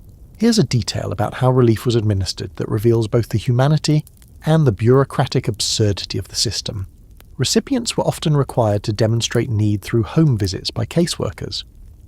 These social workers, mostly women, mostly middle class, would come to your house, inspect your possessions, interview you about your circumstances, and determine whether you truly qualified for assistance. The visits were meant to prevent fraud, but often felt humiliating, strangers cataloguing your poverty and judging your worthiness. Some families refused relief entirely rather than submit to these investigations. Others endured them with gritted teeth, understanding that pride was a luxury they could no longer afford. The relief you receive today will need to be stretched, of course. The government provides basics, but not enough basics for comfortable living. You'll supplement with garden vegetables with bartered goods. with whatever small income family members can generate. The relief is a foundation, not a complete structure. You still need to build the rest of survival on top of it. But having that foundation, knowing that some food is guaranteed, that complete destitution has a safety net beneath it, provides psychological security that raw desperation lacks. As you carry your box of commodities home, you pass families heading to the distribution centre, their faces reflecting the same complicated mix of need and shame that you feel. You nod at neighbours you recognise, share brief words about conditions and prospects, express hope that things will improve. The line keeps forming, day after day, week after week, because the depression keeps grinding on, and relief keeps being necessary. You didn't choose to be here, standing in this line, accepting this help, but you're grateful, beneath the shame, that the help exists to accept. The cheese will stretch for weeks, hard and sharp flavoured, nothing like what you used to buy before the crash. The flour will make bread that keeps you alive if not enthusiastic about eating. The beans will provide protein that muscles need for work and children need for growth. None of it is fancy, all of it is essential, and every distribution day you return home with evidence that your government hasn't entirely forgotten you exist. In the strange economy of depression survival, that counts as good news. The letter arrives on a Tuesday, and your hands tremble slightly as you open it. Your son has been accepted into the Civilian Conservation Corps. He'll be leaving next week for a camp somewhere in the mountains, where he'll spend the next 6 months planting trees, building trails, and learning skills that might, just might, translate into post-war employment. He's 18 now, old enough to make his own decisions, but you worry about him as only parents can worry about children entering unknown circumstances. The CCC represents Franklin Roosevelt's genius for addressing multiple problems simultaneously. The program takes unemployed young men off street corners and puts them to work on conservation projects across the country. The young men receive food, shelter, medical care, and a small salary, most of which gets sent home to families like yours who desperately need the income. The nation receives reforested lands, improved parks, erosion control, and other long-term benefits that private enterprise would never have provided. Everyone wins, at least in theory, and for once the theory seems to match reality reasonably well. You accompany your son to the enrolment station, watching him sign papers and receive assignments alongside dozens of other young men from your region. They come from every background: farm boys and city kids, high school graduates and 8th grade dropouts, strong young men eager for adventure and thin young men who look like they've missed too many meals. The CCC doesn't discriminate by education or class. The only requirements are age, 17 to 25, unemployment and physical ability to do the work. Your son meets all 3 criteria easily. Here's an impressive statistic about the CCC's scale. Over its 9-year existence, the program enrolled approximately 3 million young men. They planted nearly 3 billion trees, yes, billion, covering an area equivalent to a forest the size of several states. They built thousands of bridges, tens of thousands of miles of trails, hundreds of fire towers, and countless other structures in national and state parks. When you visit wilderness areas today, you're often walking on trails that CCC crews carved from nothing during the Depression, using infrastructure they built with hand tools and determination. The camps your son will experience operate on quasi-military lines, which worries you slightly. Reveille at 6, lights out at 10, disciplined work in between. The Army provides housing and supervision. The Departments of Agriculture and Interior provide work projects and technical expertise. The young men wear military-style uniforms, sleep in barracks, eat in mess halls. Some critics call the program fascist indoctrination disguised as conservation. Some supporters see it as exactly the discipline that idle young men need. Your son, asked his opinion, just shrugs. He's glad to have work, and doesn't care much about the political implications. Historians still argue about the CCC's lasting impact. Some see it as one of the New Deal's unqualified successes, a program that helped young men, aided families, and improved the nation's natural resources simultaneously. Others point to problems the program glossed over: the explicit exclusion of women, the segregation of African American enrollees into separate camps, the way the program reinforced gender roles and racial hierarchies even while addressing economic need. The evaluation depends partly on what outcomes you prioritize and what values you apply retrospectively to Depression-era decisions. Here's a detail your son will discover when he arrives at camp.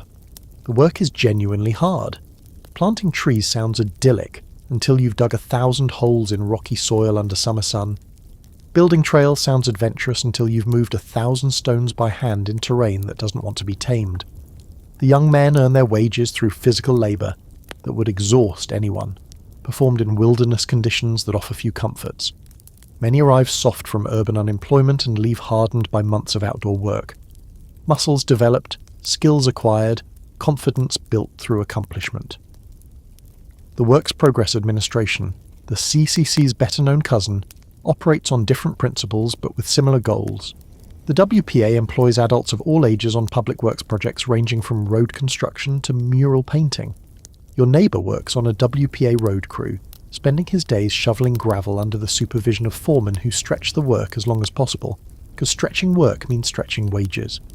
Another neighbour, an artist before the crash, paints murals in public buildings as part of a WPA arts programme. The work isn't efficient by private sector standards, but efficiency isn't the point. Employment is the point, and employment the WPA provides. You think about these programmes as investments in the future. The bridges and roads being built will carry traffic for decades. The trees being planted will grow into forests your grandchildren might enjoy. The murals being painted will beautify public spaces for generations. The young men being trained will carry skills into careers that haven't begun yet. The Depression is terrible, yes, but these programs are extracting something valuable from the terrible: infrastructure, conservation, human capital that will outlast the crisis itself. Your son writes letters home that you save in a shoebox, recording his experiences for posterity. He describes the mountains, which he'd never seen before. He describes the food, which is more abundant and better than what he ate at home. He describes friendships with young men from other states, other backgrounds, other life experiences, a broader world than he'd known in your small community. He describes hard work and tired muscles, and the strange satisfaction of seeing a hillside covered with trees you planted yourself. He sounds, for the first time in years, genuinely hopeful. The check he sends home each month, $25 of his $30 of monthly wages, automatically deducted and mailed to you, helps more than he probably realises. It pays for things that would otherwise go unpurchased. It provides a cushion that you haven't had since the bank failed. It represents your son's contribution to family survival, earned through honest work that also serves the public good. You cash the checks and stretch the money and write back thanking him for remembering you in the wilderness. She's up before dawn, your wife, moving through the dark kitchen with the practiced efficiency of someone who has done this routine 1,000 times. Coffee first, or what passes for coffee these days, oiled and stretched with chicory or roasted grain to make the real beans last longer. Then breakfast preparations, then waking the children, then the endless cascade of tasks that will consume her entire day and most of her energy. You watch from the bedroom doorway, struck as you occasionally are by how much she does and how little recognition she receives for doing it. Women like your wife are the invisible infrastructure of depression survival. The newspapers write about unemployed men, about government programs, about economic statistics. They rarely write about the women who actually keep households functioning through the crisis, who transform inadequate ingredients into adequate meals, who repair clothing that should have been replaced years ago, who manage budgets that don't balance and somehow make them work anyway. Your wife doesn't appear in unemployment statistics because she's never been employed in the formal economy, but her labour is the foundation on which your family's survival rests. The work has expanded since the Depression began. Before, she might have purchased bread from the bakery, now she bakes it herself. Before, she might have sent laundry out to the commercial service, now she scrubs it on a washboard, hour after hour until her hands are raw. Before, she might have hired help for heavy cleaning, now she does it all herself, on top of everything else. The economic crisis has been, for women, a return to earlier generations' labour. Grandmother's work when electricity was scarce and store-bought goods were luxuries. Here's a detail about women's work that reveals its true economic value. Economists have estimated that if Depression-era housewives had been paid market rates for their labour, cooking, cleaning, childcare, sewing, budgeting, all of it, the total would have exceeded the wages lost by unemployed men. The household economy wasn't separate from the broader economy. It was the economy's foundation, unpaid labour that made paid labour possible. Your wife's work doesn't generate income, but it prevents expenses. which in a survival economy amounts to the same thing. Some women did enter the paid workforce during the Depression, but under conditions that were often exploitative. Your wife has taken in laundry from families slightly better off than your own, scrubbing their clothes for a few cents per pound. She's also taken in a boarder, a single man who works at the mill when there's work available, whose rent helps cover household expenses. These income streams are small but essential, filling gaps that would otherwise become crises. Women's paid work during the Depression was often like this: informal, poorly compensated, invisible to official economic measures. Historians still argue about whether the Depression ultimately advanced or retarded women's economic position. Some point to increased workforce participation as evidence of expanded opportunity. Others note that the jobs available to women were typically the worst jobs, lowest paid, least secure, most vulnerable to exploitation. The Depression certainly demonstrated women's economic capabilities, as households survived largely through female labour, but whether this demonstration translated into lasting change is questionable. Here's something that might surprise you about women's coping strategies. They were often more creative than men's, perhaps because women had more practice at making do with less. Your wife's recipe book contains innovations that no cookbook would have suggested, ways to extend ingredients, to substitute unavailable items to create satisfying meals from unpromising materials. Her sewing basket contains techniques for repair and renovation that she's developed through constant practice. Her household management draws on skills that have no formal training program, but prove more valuable than many that do. The emotional labour women performed deserves mention alongside the physical labour. Your wife maintains morale during circumstances that could easily produce despair. She reassures children who don't fully understand why life has become hard. She supports you through unemployment's psychological wounds, projecting confidence she may not feel. She maintains social connections with other families, sharing information and resources and creating the community networks that help everyone survive. This work is invisible. There's no laundry pile to show for it, but its absence would be catastrophic. You join her in the kitchen as morning light filters through windows that need washing but won't get it today, because other tasks take priority. She hands you coffee without speaking, an intimacy of routine that needs no words. You think about thanking her for everything she does, but the sentiment feels inadequate, a greeting card phrase that can't capture years of labour. So you drink your coffee and watch her work and make a silent promise to remember, when times improve, exactly what she did to get your family through. The children emerge, sleepy and hungry, and your wife pivots seamlessly to meet their needs. Breakfast appears on the table, oatmeal again, stretched with water to serve more portions, sweetened with a scrape of the molasses that has to last until who knows when. She serves everyone else before taking her own small portion, a sacrifice so routine that no one notices it anymore. The children eat quickly and scatter to chores and school. You head off to whatever work might be available today. And she remains in the kitchen, beginning the next cycle of labour that will fill her hours until you return. This is the rhythm of Depression survival, and women set its beat. Without them, without the cooking and cleaning and mending and managing and caring and supporting, the whole enterprise would collapse. The economy might be broken, but the household economy keeps functioning because women like your wife refuse to let it stop. Their contribution doesn't appear in history books, mostly, which is history's loss. They were the real heroes of the Depression, and the fact that their heroism looked like ordinary domestic labour shouldn't diminish its magnitude. The radio sits in the corner of your living room like a small altar, and in the evenings, when the work is done and the family gathers, it becomes exactly that, an altar to entertainment, to information, to escape. You turn the dial carefully, coaxing stations from static, and suddenly your cramped kitchen is filled with music or drama, or the rapid-fire patter of comedians telling jokes about circumstances not entirely different from your own. For a few hours, you're not a struggling family in a Depression-era town. You're audience members at an invisible theatre, participating in culture that costs nothing beyond the electricity to power the receiver. Radio is the great democratizer of Depression entertainment. Movies cost money, a dime or more depending on the theatre, and that dime might be better spent on bread. Radio, once you've acquired the set, is free. The same programmes that play in wealthy living rooms play in yours. Jack Benny making wisecracks, Amos and Andy in their problematic but wildly popular comedy, orchestras playing dance music, news announcers describing a world that seems simultaneously connected and impossibly distant. Entertainment has become a public utility, available to anyone with a radio and an electrical outlet. Your children have favourite programmes that they anticipate all week. The Lone Ranger on Monday, bringing frontier justice to their Depression-era ears. Little Orphan Annie, with her decoder ring and sponsored messages about Ovaltine. The Shadow, whose ability to cloud men's minds seems only slightly more fantastic than the economic forces clouding everyone's future. They gather around the radio with the same intensity that later generations will bring to television and still later generations to smartphones, absorbing stories that transport them beyond circumstances they're too young to fully understand. Here's a detail about Depression-era radio that reveals its social importance.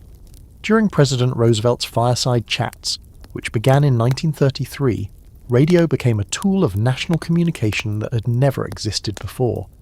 For the first time, a president could speak directly to citizens in their homes, explaining policies and offering reassurance in language designed for ordinary listeners rather than political insiders.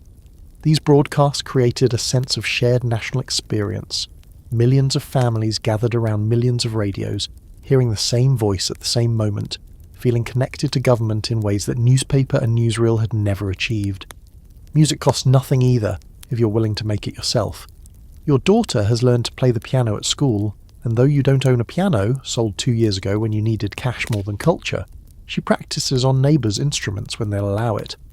Your son picked up a harmonica somewhere, a cheap thing that produces sounds you'd hesitate to call music, but that he plays with obvious enjoyment.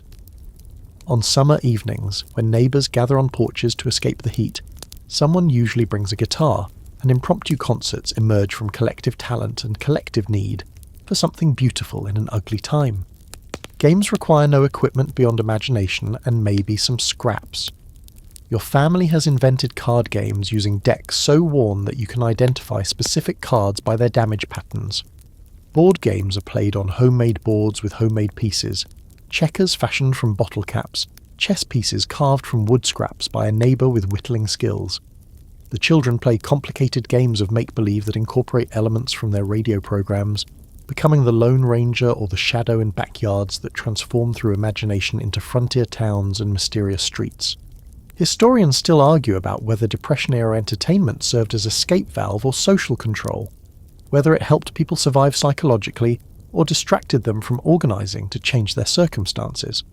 Some cultural historians see the period's popular culture as surprisingly progressive, full of working-class heroes and critiques of wealth. Others note the conservative undercurrents, the ways entertainment reinforced traditional values and discouraged systemic questioning. The truth probably varies by specific program and specific viewer. People consume culture for complicated reasons and take complicated messages from it. Here's a quirky detail. Library usage soared during the Depression. People who couldn't afford to buy books discovered or rediscovered public libraries, spending hours in reading rooms that offered both free entertainment and free heating. Libraries reported dramatic increases in circulation, as patrons worked through collections they'd never before had time to explore. Some libraries extended hours specifically to accommodate unemployed readers who had nothing but time and nowhere comfortable to spend it. Books became escape routes, accessible to anyone willing to walk to the library and sit down with stories. The entertainment you access during these hard years will shape you in ways you don't yet recognise. The radio dramas will teach your children narrative structure and character development. The music will embed itself in memory, becoming the soundtrack of your life during its most difficult passage. The games will build family bonds that persist long after prosperity returns.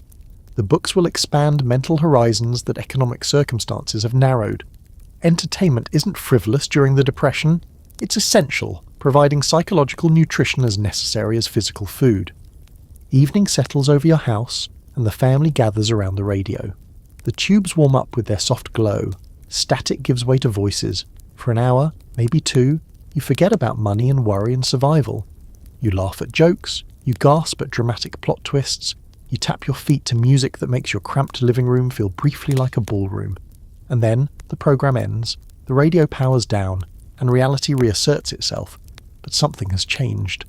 The burden feels slightly lighter, having been set down for a few precious hours. Tomorrow's struggles will arrive soon enough. For now, there's entertainment, and entertainment is enough.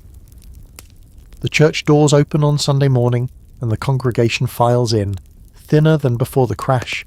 some regular members having moved away or simply stopped attending, but still substantial, still present, still seeking something that economics cannot provide.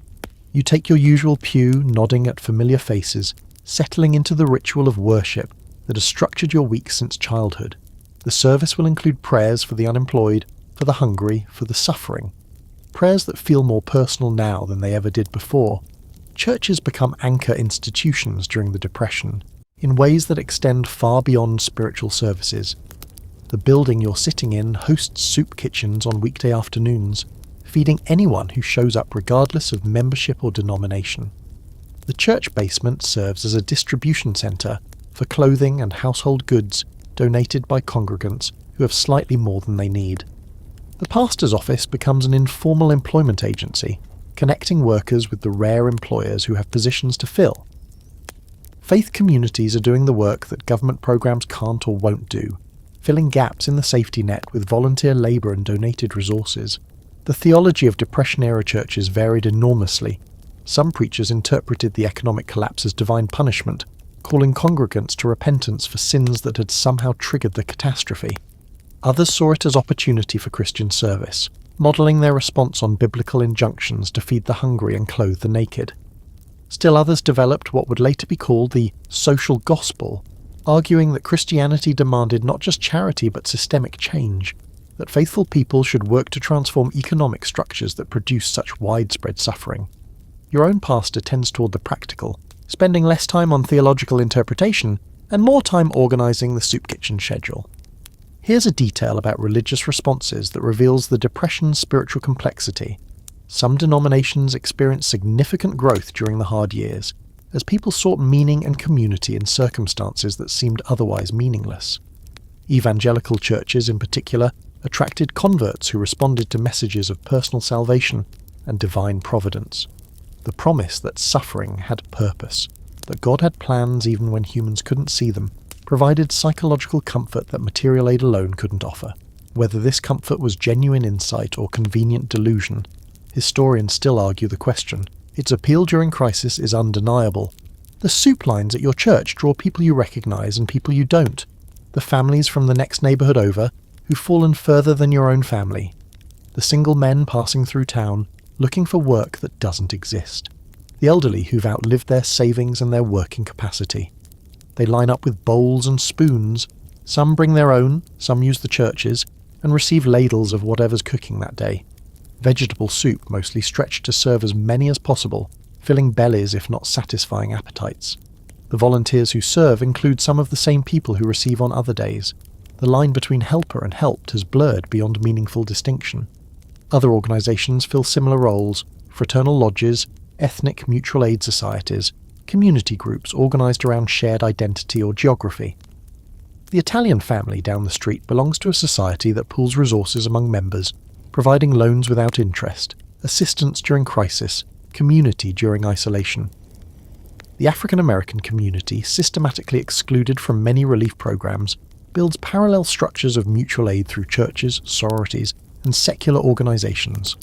Jewish families turn to ancient traditions of tzedakah, charitable giving as religious obligation, administered through synagogues and community organisations.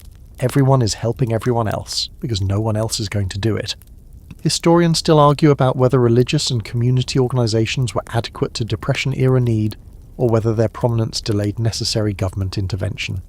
Some see church soup kitchens as evidence of vital civil society, communities taking care of their own without bureaucratic interference. Others note that voluntary charity was never sufficient to the scale of the crisis, that millions remained hungry despite every church's best efforts, that government action was both necessary and appropriate. The debate has implications for contemporary social policy, which is probably why it remains heated. Here's something touching about Depression-era mutual aid. It often crossed lines that normally divided communities. Catholics fed Protestants, whites served in kitchens that fed black families, recent immigrants helped native-born neighbours. The shared experience of hardship softened boundaries that prosperity had reinforced, creating moments of connection across difference. Not everywhere, of course. Segregation persisted, discrimination continued, prejudice didn't disappear, but enough boundary crossing occurred to suggest that suffering might teach solidarity as well as shame. Or maybe people were just too tired to maintain their usual prejudices along with everything else they had to maintain.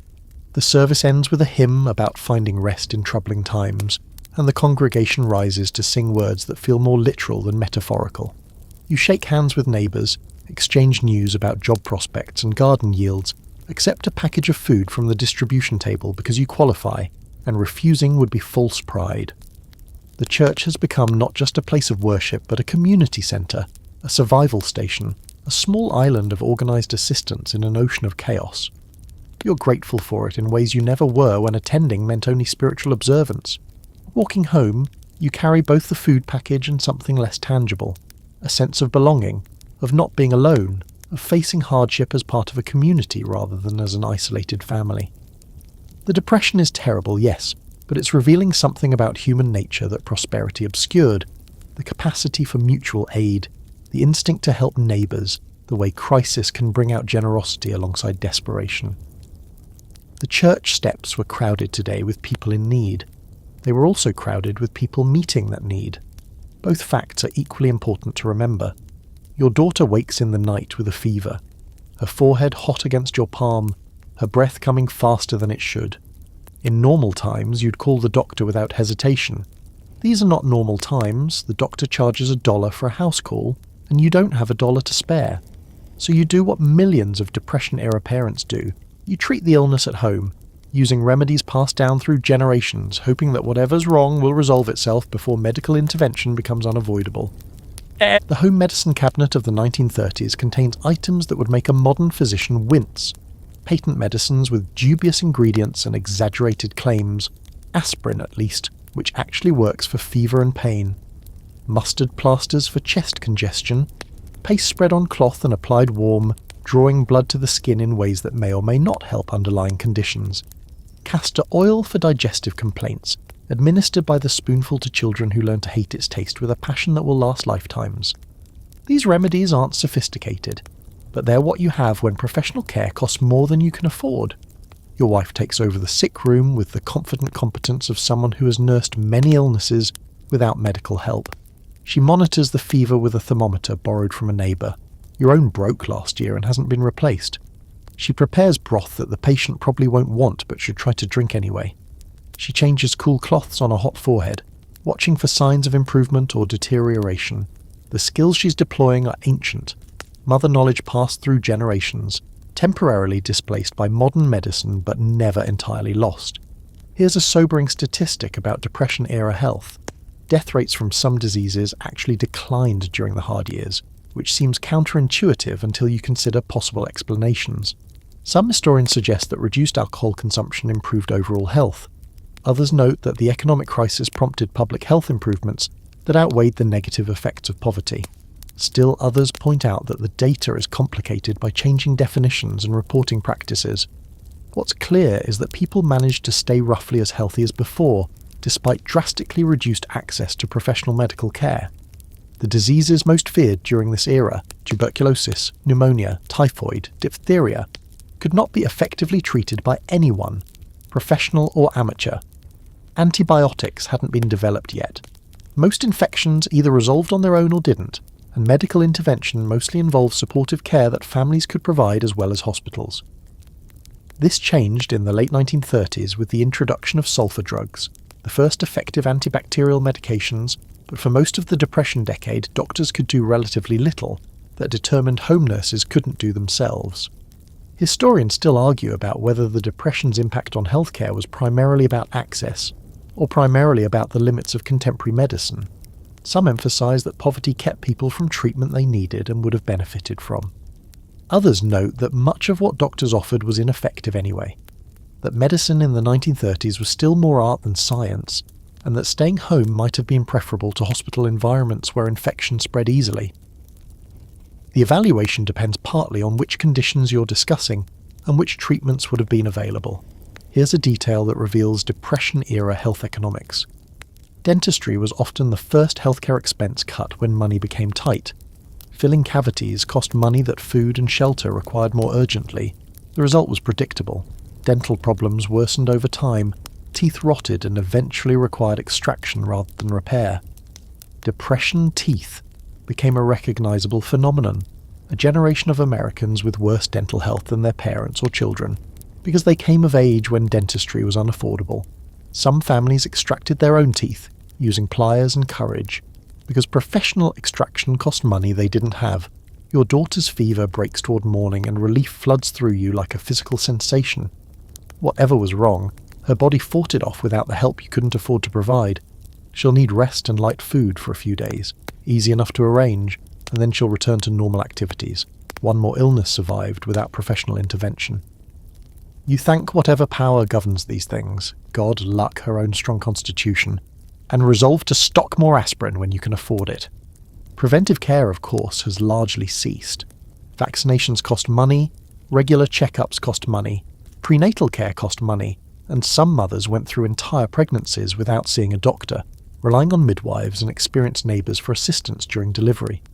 The consequences would become visible over decades, as deferred treatment created chronic conditions that might have been prevented, but in the immediate crisis, prevention couldn't compete with immediate needs, and health investments were postponed along with everything else. The neighbourhood shares medical knowledge the same way it shares everything else. Mrs. Patterson had a similar fever last month and swears by onion poultices. Mr. Henderson's mother knew a tea made from dried herbs that supposedly helps children sleep. Your own wife contributes her mustard plaster technique to the collective wisdom. It's folk medicine mostly, unvalidated by science, but it provides something that science alone cannot: the comfort of tradition, the reassurance that generations before you faced similar circumstances and survived. Medicine is as much about psychology as physiology, and believing a treatment will help sometimes helps it help. You sit by your daughter's bed as she sleeps, her forehead now cool, her breathing regular. Crisis averted this time. But there will be more illnesses, more injuries, more medical needs that arise regardless of your ability to pay for their treatment. You'll handle them the same way you handled this one, with home remedies and borrowed knowledge and hope that the body's own healing powers will be sufficient. It's not ideal healthcare, but it's depression healthcare, and you make it work because you have no other choice. The notice arrives in the mail, official-looking and terrifying. Your mortgage payment is overdue, and unless you bring the account current within 30 days, the bank will begin foreclosure proceedings. You read it twice, then a third time, looking for some ambiguity that might offer hope. There is none. The bank wants its money you don't have, and if you can't produce it, you'll lose the house your family has lived in for 15 years. This scenario is playing out in households across America. Between 1930 and 1935, approximately 1 million families lose their homes to foreclosure. The process is brutally simple. When payments stop, banks take possession, evicting families who often have nowhere else to go. The mechanics vary by state. Some require court proceedings, others allow faster action, but the result is the same. Families dispossessed, homes emptied, lives disrupted in the most fundamental way possible. Shelter, that most basic human need, has become contingent on payments that people simply cannot make. You consider your options, and they're all bad. You could try to negotiate with the bank, seeking a modification that would reduce payments to something you might manage. You could look for family members willing to take you in if eviction happens. You could simply stop paying and stay as long as possible, forcing the bank through every legal step and buying time even if the outcome is certain. You could, and this is what some families do, barricade yourself inside and refuse to leave, making the bank physically remove you in a confrontation that might generate sympathy or might result in arrest. Here's a detail about Depression-era foreclosures that reveals community response.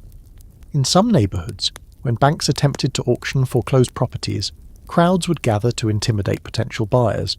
The understanding, enforced by implicit threat of violence, was that no one would bid, allowing the original owner to repurchase their home for pennies on the dollar.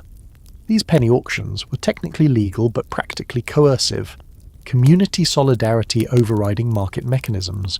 They didn't always work, but they worked often enough that banks began postponing auctions rather than face hostile crowds. The politics of foreclosure were explosive. When a family was evicted, neighbours sometimes gathered to move their furniture back inside, forcing repeated evictions that embarrassed authorities and highlighted the system's cruelty. Socialist and communist organisers found foreclosure resistance fertile ground for recruitment, framing the confrontation as class war between working families and predatory banks. Politicians who supported homeowners gained popularity. those who sided with creditors found themselves facing angry constituents. The housing crisis became political crisis, another pressure point in the Depression's stress on social order. Historians still argue about whether banks or homeowners bear more responsibility for the foreclosure wave. Some emphasise predatory lending that put families in homes they couldn't afford, mortgages designed to generate bank profits regardless of borrowers' ability to repay. Others note that homeowners took on debts voluntarily, that banks were themselves failing and couldn't afford to absorb unpaid loans, that economic circumstances beyond anyone's control created situations that no one had planned. The blame probably distributed differently in different cases, though this academic assessment offers little comfort to families facing dispossession. Here's something that might surprise you. The federal government eventually intervened in the housing crisis through the Homeowners Loan Corporation, created in 1933. This agency bought distressed mortgages from banks and refinanced them on terms homeowners could actually manage. Lower interest rates, longer repayment periods, restructured debt. Over its brief existence, the HOLC refinanced approximately 1 million mortgages, saving roughly 20% of all urban homes with mortgages from foreclosure. It was government intervention in the housing market at a scale never before attempted, and it worked well enough that most borrowers eventually repaid their refinanced loans. You decide to visit the bank in person, hoping that human contact might accomplish what paper correspondence cannot. The bank officer who meets with you is not a villain. He is a working man himself, trying to do his job in circumstances that offer no good options. He explains the bank's position. They're struggling too, depositors are demanding their money, regulators are breathing down their necks. He's genuinely sympathetic but ultimately unhelpful. The payment is due. If you can't make it, the process will proceed. He suggests you apply for the federal program, which might refinance your loan if you qualify and if funds remain available. The application process is daunting, forms to complete, documentation to gather, waiting periods that stretch for months. You submit everything required and then wait, not knowing whether your home will be saved or lost. The uncertainty is almost worse than a definitive answer would be, leaving you suspended between hope and despair. You continue making partial payments when you can, demonstrating good faith even when good faith can't produce money that doesn't exist. Some families in your situation simply walk away. They pack what they can carry, leave behind what they can't, and move in with relatives or into Hooverville camps, or into automobiles that serve as mobile housing. The home that was supposed to provide security becomes a trap, holding them hostage to debts they cannot pay. Walking away means losing everything invested, every payment made, every improvement undertaken, every memory accumulated, but it also means freedom from an impossible situation. The calculation isn't purely economic, it's emotional, practical, existential.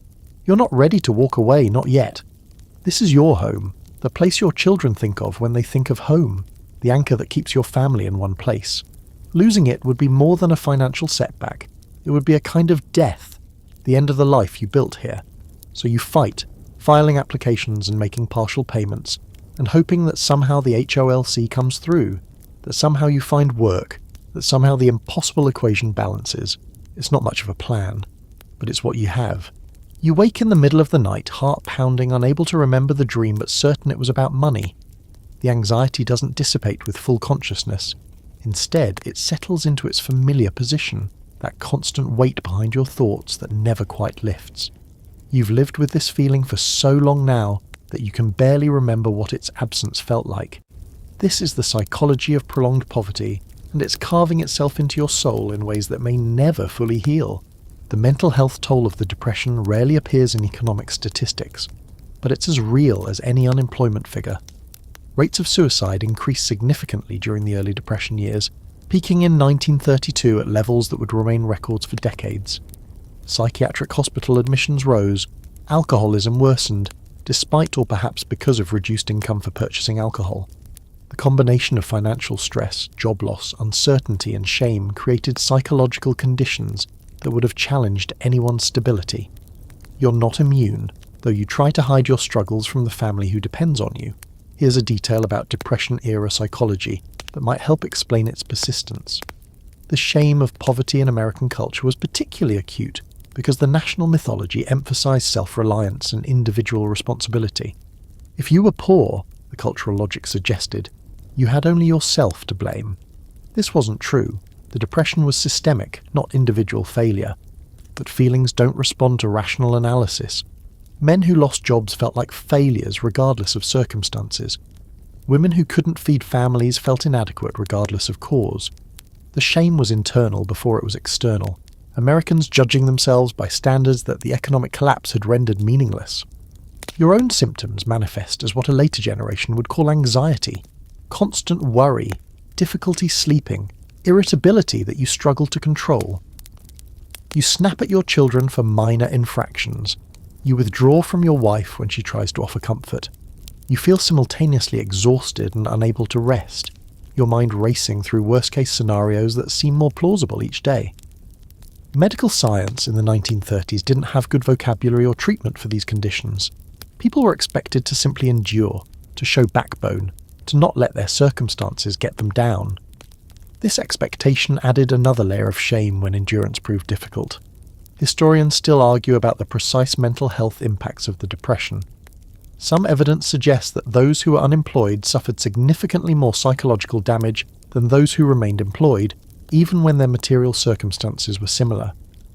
Job loss seems to affect identity and self-worth in ways that go beyond income loss alone. Other research finds that community mattered enormously. People in cohesive communities with strong social support fared better psychologically than isolated individuals, even controlling for economic factors. The Depression's psychological toll was real, but its distribution was uneven. Here's something that might resonate if you've experienced economic hardship. The fear doesn't scale linearly with actual circumstances.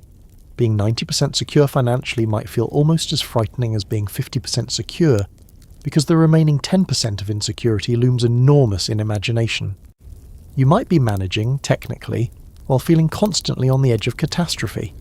This disconnect between objective situation and subjective experience was common during the Depression, as families who were surviving felt like they might stop surviving at any moment. The strain on marriages was intense. Financial stress is correlated with marital conflict even in normal times. During the Depression, these pressures became extreme. Some couples grew closer, finding strength in facing hardship together. Others grew apart, unable to maintain intimacy, when anxiety consumed all available emotional energy. Some men abandoned families they felt they could no longer provide for, disappearing in what was called poor man's divorce. Some women discovered reserves of capability that their traditional roles had obscured, developing confidence even as their husband's confidence eroded. Your marriage is holding, though not without strain. You and your wife argue more than you used to, about money always and about everything else too. The arguments are rarely about the stated topics. They're about fear and frustration and the accumulated weight of years of hardship. You apologize afterward, reconcile, promise to do better, and then the cycle repeats, because the underlying stressors haven't changed. The love is still there, buried under layers of survival mode. You trust it will emerge again when circumstances improve. You hope you're right. Children absorb their parents' anxiety even when parents try to hide it. Your children have become quieter than they used to be, more watchful, more sensitive to the household's emotional temperature. They notice when you're worried, even when you don't say anything. They adjust their behavior to avoid adding stress, becoming little adults before their time. Whether this premature maturity will serve them well in adulthood or damage them remains to be seen. Probably both, in different ways and at different times. Self-medication was common during the Depression, though the phrase didn't exist yet. Alcohol, legal again after 1933, provided temporary relief from anxiety for those who could afford it. Other substances offered similar escape. Some people threw themselves into work, any work available, as a distraction from thoughts they couldn't otherwise manage. Others withdrew into themselves, becoming emotionally numb as protection against feelings that were too painful to fully feel. These weren't healthy coping strategies, but they were coping strategies, ways of surviving psychologically, when full emotional processing would have been overwhelming. Dawn comes eventually, as it always does, and you face another day. The anxiety doesn't disappear, but it recedes to background noise, manageable enough to function. You get up, get dressed, perform the routines that structure your life. Another day of survival, another 24 hours to get through before the night returns with its dreams and its racing thoughts. You're still here, Still fighting, still holding yourself together enough to be present for the people who need you. That has to count for something, even when it feels like it's barely enough. The argument last night was louder than usual, loud enough that the children heard despite the closed bedroom door. This morning, the family moves through breakfast routine in strained silence, everyone aware of the tension but no one willing to address it directly. Your wife won't meet your eyes. You don't blame her. The things you said were harsh, harsher than the immediate conflict warranted, accumulated frustration erupting through the crack that last night's disagreement provided.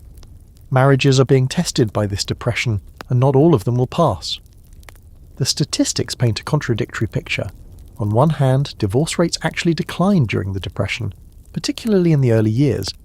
This seems surprising until you consider that divorce cost money. Legal fees, establishing separate households, the inefficiency of supporting two homes instead of one.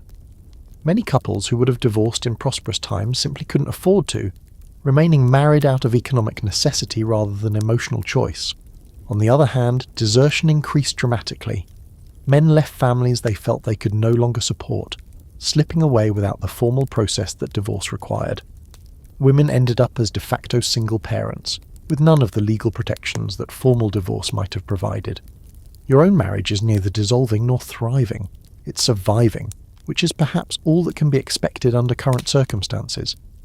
The love that brought you together hasn't disappeared, but it's been buried under layers of stress and adaptation that make accessing it difficult.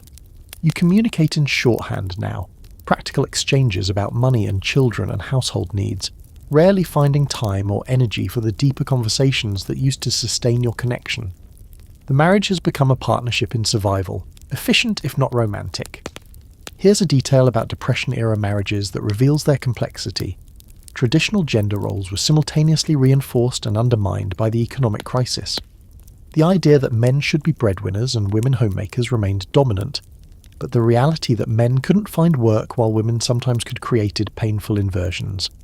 Some men handled this relatively well, accepting that circumstances required adaptation. Others felt emasculated, their identity as providers threatened by the inability to provide. Some women embraced expanded roles, others resented having to work outside the home on top of domestic responsibilities. Every marriage negotiated these tensions differently. Historians still argue about whether the Depression ultimately strengthened or weakened American families. Some point to evidence of families drawing together, finding solidarity in shared hardship, developing bonds that prosperity had allowed to atrophy. Others note increased domestic violence, child neglect, and family dissolution during the hard years, suggesting that economic stress damaged families more than it strengthened them. The truth probably varied enormously by specific family. Some grew stronger, some grew weaker, most experienced some of both. Here's something that might explain why some marriages survived better than others. Research suggests that couples who entered the Depression with strong relationships tended to maintain them, while couples with pre-existing problems saw those problems magnified. The Depression was a stress test, revealing and amplifying whatever dynamics were already present.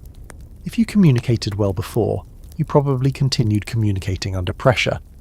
If you had unresolved conflicts before, economic stress made them worse. The hard years didn't create marital problems so much as they exacerbated existing ones. Your wife appears in the doorway, offering tentative reconciliation in the form of a cup of coffee. You accept it, understanding the gesture's symbolic significance. Last night's argument isn't forgotten, but it's being set aside for now. The partnership resuming its necessary functions despite the wounds that haven't healed. You exchange a few words about the day's plans, testing whether normal conversation can resume. It can, mostly. The marriage continues, damaged but functional, held together by children and economics and the thread of love that still runs through it, however frayed. Extended family relationships changed during the Depression in ways that would reshape American culture. The nuclear family model, parents and children living independently, had been gaining dominance in the prosperous 1920s. The Depression reversed this trend as economic necessity pushed families back together. Grown children moved in with parents. Elderly relatives who might have lived alone joined their children's households. The multi-generational home became common again, crowded but economical, pooling resources and labour in survival coalitions. Your own household includes your wife's mother, who moved in when she could no longer afford her own apartment. The addition creates friction, another personality to accommodate, another set of needs to balance, another source of tension in already tense circumstances. But it also provides benefits, another pair of hands for household work, another adult to watch children, another small income from the part-time work she sometimes finds. The economics make sense even when the emotions are complicated. Children from depression families would carry their experiences into adulthood in ways that researchers would study decades later. The children of the Depression tended to be savers rather than spenders, cautious rather than risk-taking, more likely to hoard and less likely to trust institutions. They valued stability over adventure, security over opportunity.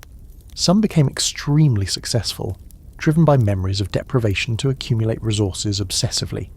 Others remained stuck, the trauma of their childhoods limiting their ability to take chances that success often requires. The Depression shaped a generation in ways that would persist long after prosperity returned. You finish your coffee and head out to whatever work might be available today, leaving behind a household that continues functioning despite its internal tensions. The children go to school. Your wife begins her domestic labours. Your mother-in-law settles into a corner with knitting. Everyone has roles. Everyone contributes. Everyone maintains the delicate equilibrium that keeps the family intact. It's not perfect. Nothing about Depression life is perfect. But it's survival, and survival is what matters. The marriage will endure because it must, and perhaps when this is over, if it's ever over, you'll find a way back to what it was before. The knock on your door comes at dinner time, and when you open it, you find Mrs. Patterson from 2 doors down standing there with a covered dish. "Made too much stew," she explains, thrusting it toward you with an embarrassed smile. "Figured your family could help us out by taking some off our hands." You both know this is a polite fiction. Mrs. Patterson's family has even less than yours, and she hasn't made too much of anything in years. But you accept the dish anyway, understanding that rejection would wound her more than the giving costs her. This is the kindness that emerges from shared hardship, small acts of generosity that the generous can barely afford but perform anyway. The Depression is revealing character with brutal clarity, showing who hoards and who shares, who withdraws and who reaches out. You've been surprised by both categories.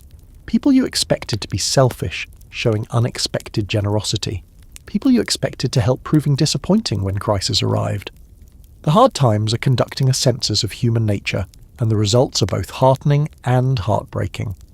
Your neighbourhood has developed informal systems of mutual aid that no one formally organised. Families trade childcare, sharing supervision duties so parents can search for work or handle emergencies. Tools circulate constantly, borrowed and returned, everyone understanding that shared equipment serves more needs than hoarded equipment. Information about jobs and opportunities flows freely, because helping a neighbour find work doesn't hurt your own chances. There's plenty of unemployment to go around. The competition that characterises prosperous times has been partially displaced by cooperation that makes more sense when everyone is struggling. Here's a detail that illustrates Depression-era kindness. Some employers created unnecessary jobs specifically to help people they couldn't officially hire. A store owner might pay a teenager to sweep sidewalks that don't need sweeping. A factory manager might keep workers on payroll for make-work projects during slow periods.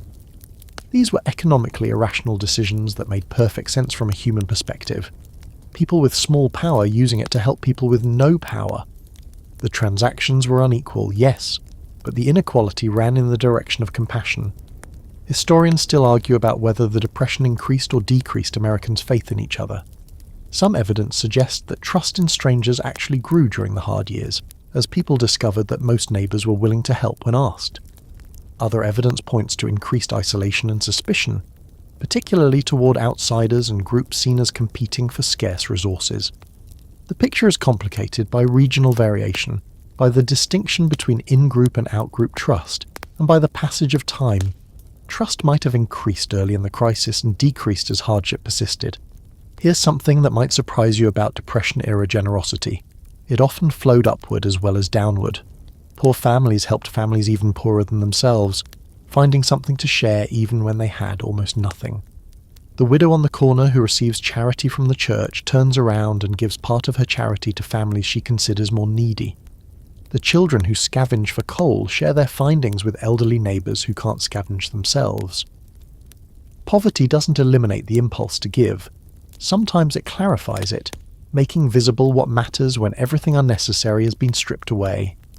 Your own family has been both giver and receiver, occupying different positions at different moments. When the garden produced more than expected, you shared vegetables with families whose gardens failed. When your wife's home nursing skills were needed, she provided them without thought of payment. But you've also received the dish from Mrs. Patterson tonight, the coat that a slightly wealthier family passed along to your son, the information about jobs that a neighbour shared before telling anyone else. The giving and receiving blur together into a web of mutual obligation that holds the neighbourhood together. Strangers sometimes show unexpected kindness too. The travelling salesman who slips your daughter a piece of candy when you can't afford to buy anything he's selling. The farmer at the market who adds extra vegetables to your purchase, pretending his scale is inaccurate.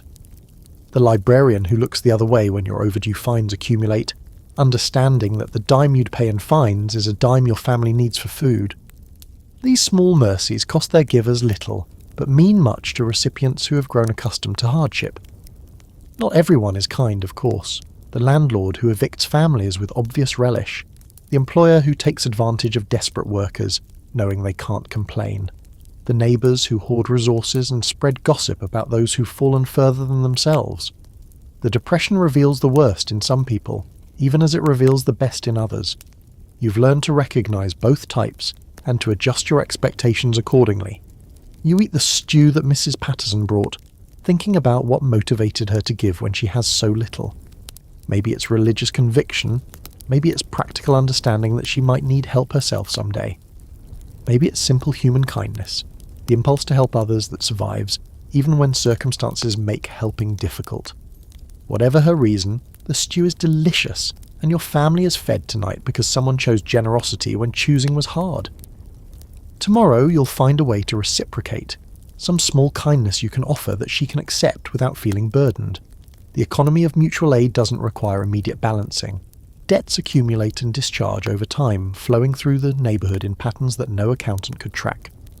What matters is participation, staying in the network, both giving and receiving as circumstances allow. What matters is remembering that you're not alone, that others are struggling alongside you, that community survives even when prosperity doesn't. You wash the dish carefully, planning to return it with something inside. Maybe some of the preserves you put up from the garden, something to show that you received the gift and responded in kind. That's how the network works, that's how you all survive. The headlines change slowly, so slowly that you barely notice at first. Unemployment inches down from its 1933 peak. Industrial production begins climbing from its basement levels. The banks that remain open seem more stable, less likely to disappear overnight with your savings. Nothing dramatic, nothing that feels like prosperity returning, but something that might, if you squint and hope, look like the beginning of recovery. The years between 1934 and 1939 would later be labelled the recovery phase of the Depression, though living through them feels less like recovery than like slightly improved survival. Government programs have put millions to work, pumping wages into communities that had nearly forgotten what regular paychecks felt like. Agricultural prices have stabilised somewhat, helped by programs that pay farmers to reduce production, and by the simple fact that drought can't last forever. The stock market, that original herald of disaster, has climbed back from its lows, though it won't reach 1929 levels for another 20 years. Here's the economic context that explains the painfully slow pace of recovery. The Depression was so deep that even substantial improvement left millions in hardship. When unemployment drops from 25% to 15%, that's significant progress. But 15% is still catastrophic by any normal standard. When industrial production rises by 20%, that sounds impressive, until you realise it was starting from a level 40% below normal. The statistics showed improvement, while lived experience showed continued struggle. You notice changes in your own circumstances, small enough to question whether they're real. Work appears more regularly, though still not reliably.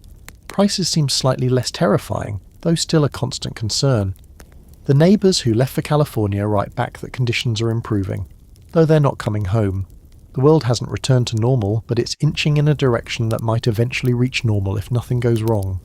Historians still argue about what ended the Depression, whether it was New Deal programs or natural economic cycles, or ultimately the war spending that began in 1939.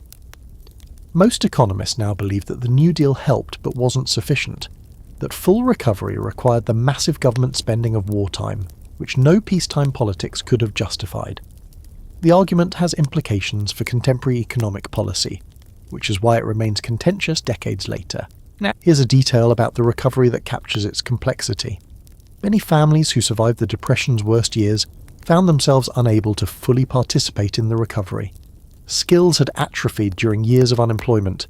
Health had declined during years of inadequate nutrition and medical care. Networks and relationships had frayed during years of isolation and mobility. Some families bounced back quickly when opportunities appeared. Others found themselves permanently damaged, unable to rebuild what the Depression had destroyed. Your own family occupies a middle position, better than the worst years but not yet secure. The garden still matters, the mending still continues, the penny stretching still occupies your wife's careful attention. But there's slightly more slack now, slightly more margin for error, slightly less sense of walking a tightrope over a bottomless pit. The anxiety hasn't disappeared. It probably never will entirely. But it's receded enough to allow occasional glimpses of something other than survival.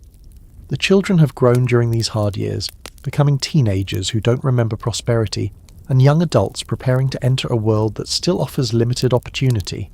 They carry the lessons of their upbringing in ways that will shape their entire lives.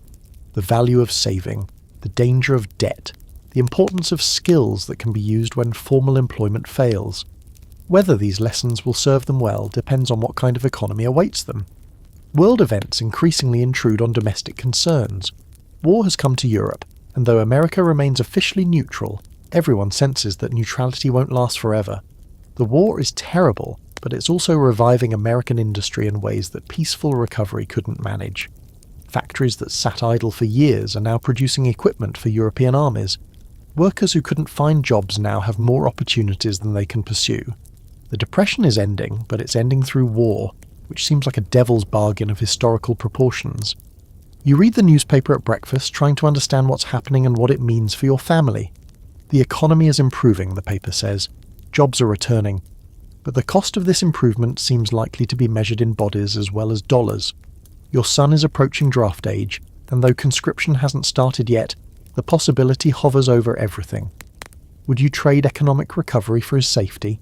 The question is absurd. You don't get to make that trade, but you think about it anyway. For now, you do what you've always done. Survive today, plan for tomorrow, hope for something better. The recovery is real but incomplete. The future holds both promise and threat in equal measure. The Depression taught you not to trust prosperity, not to assume that security once achieved will last.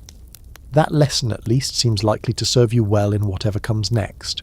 The world is changing, has been changing throughout these hard years, and will continue changing in directions no one can fully predict. You've survived the Depression so far. Whether you survive what follows, and what kind of survival it is, remains to be determined. The newspaper offers no guarantees. The economy offers no promises. All you can do is keep going, keep working, keep holding your family together, and trust that the skills you've developed during hardship will prove useful in whatever version of prosperity eventually arrives. The morning arrives cool and quiet, and you stand by the window watching lights spread across your neighbourhood, thinking about everything you've learned during these long, hard years. Your hands remember the feel of shovel and needle, garden soil and worn fabric, all the textures of survival that prosperity had let you forget. Your mind holds strategies and adaptations that you never wanted to learn, but now cannot imagine living without. The Depression has changed you in ways you're still discovering, carving itself into your character as surely as water carves stone. You think about your children, who will carry these years with them into futures you cannot imagine. They've learned that security is fragile, that hard work doesn't always prevent hardship, that communities matter more than individuals when crisis comes. They've watched you struggle and persist, absorbing lessons about resilience that no classroom could teach. Whether these lessons will burden or benefit them depends on circumstances yet to unfold, but the lessons are permanent now, part of who they are becoming.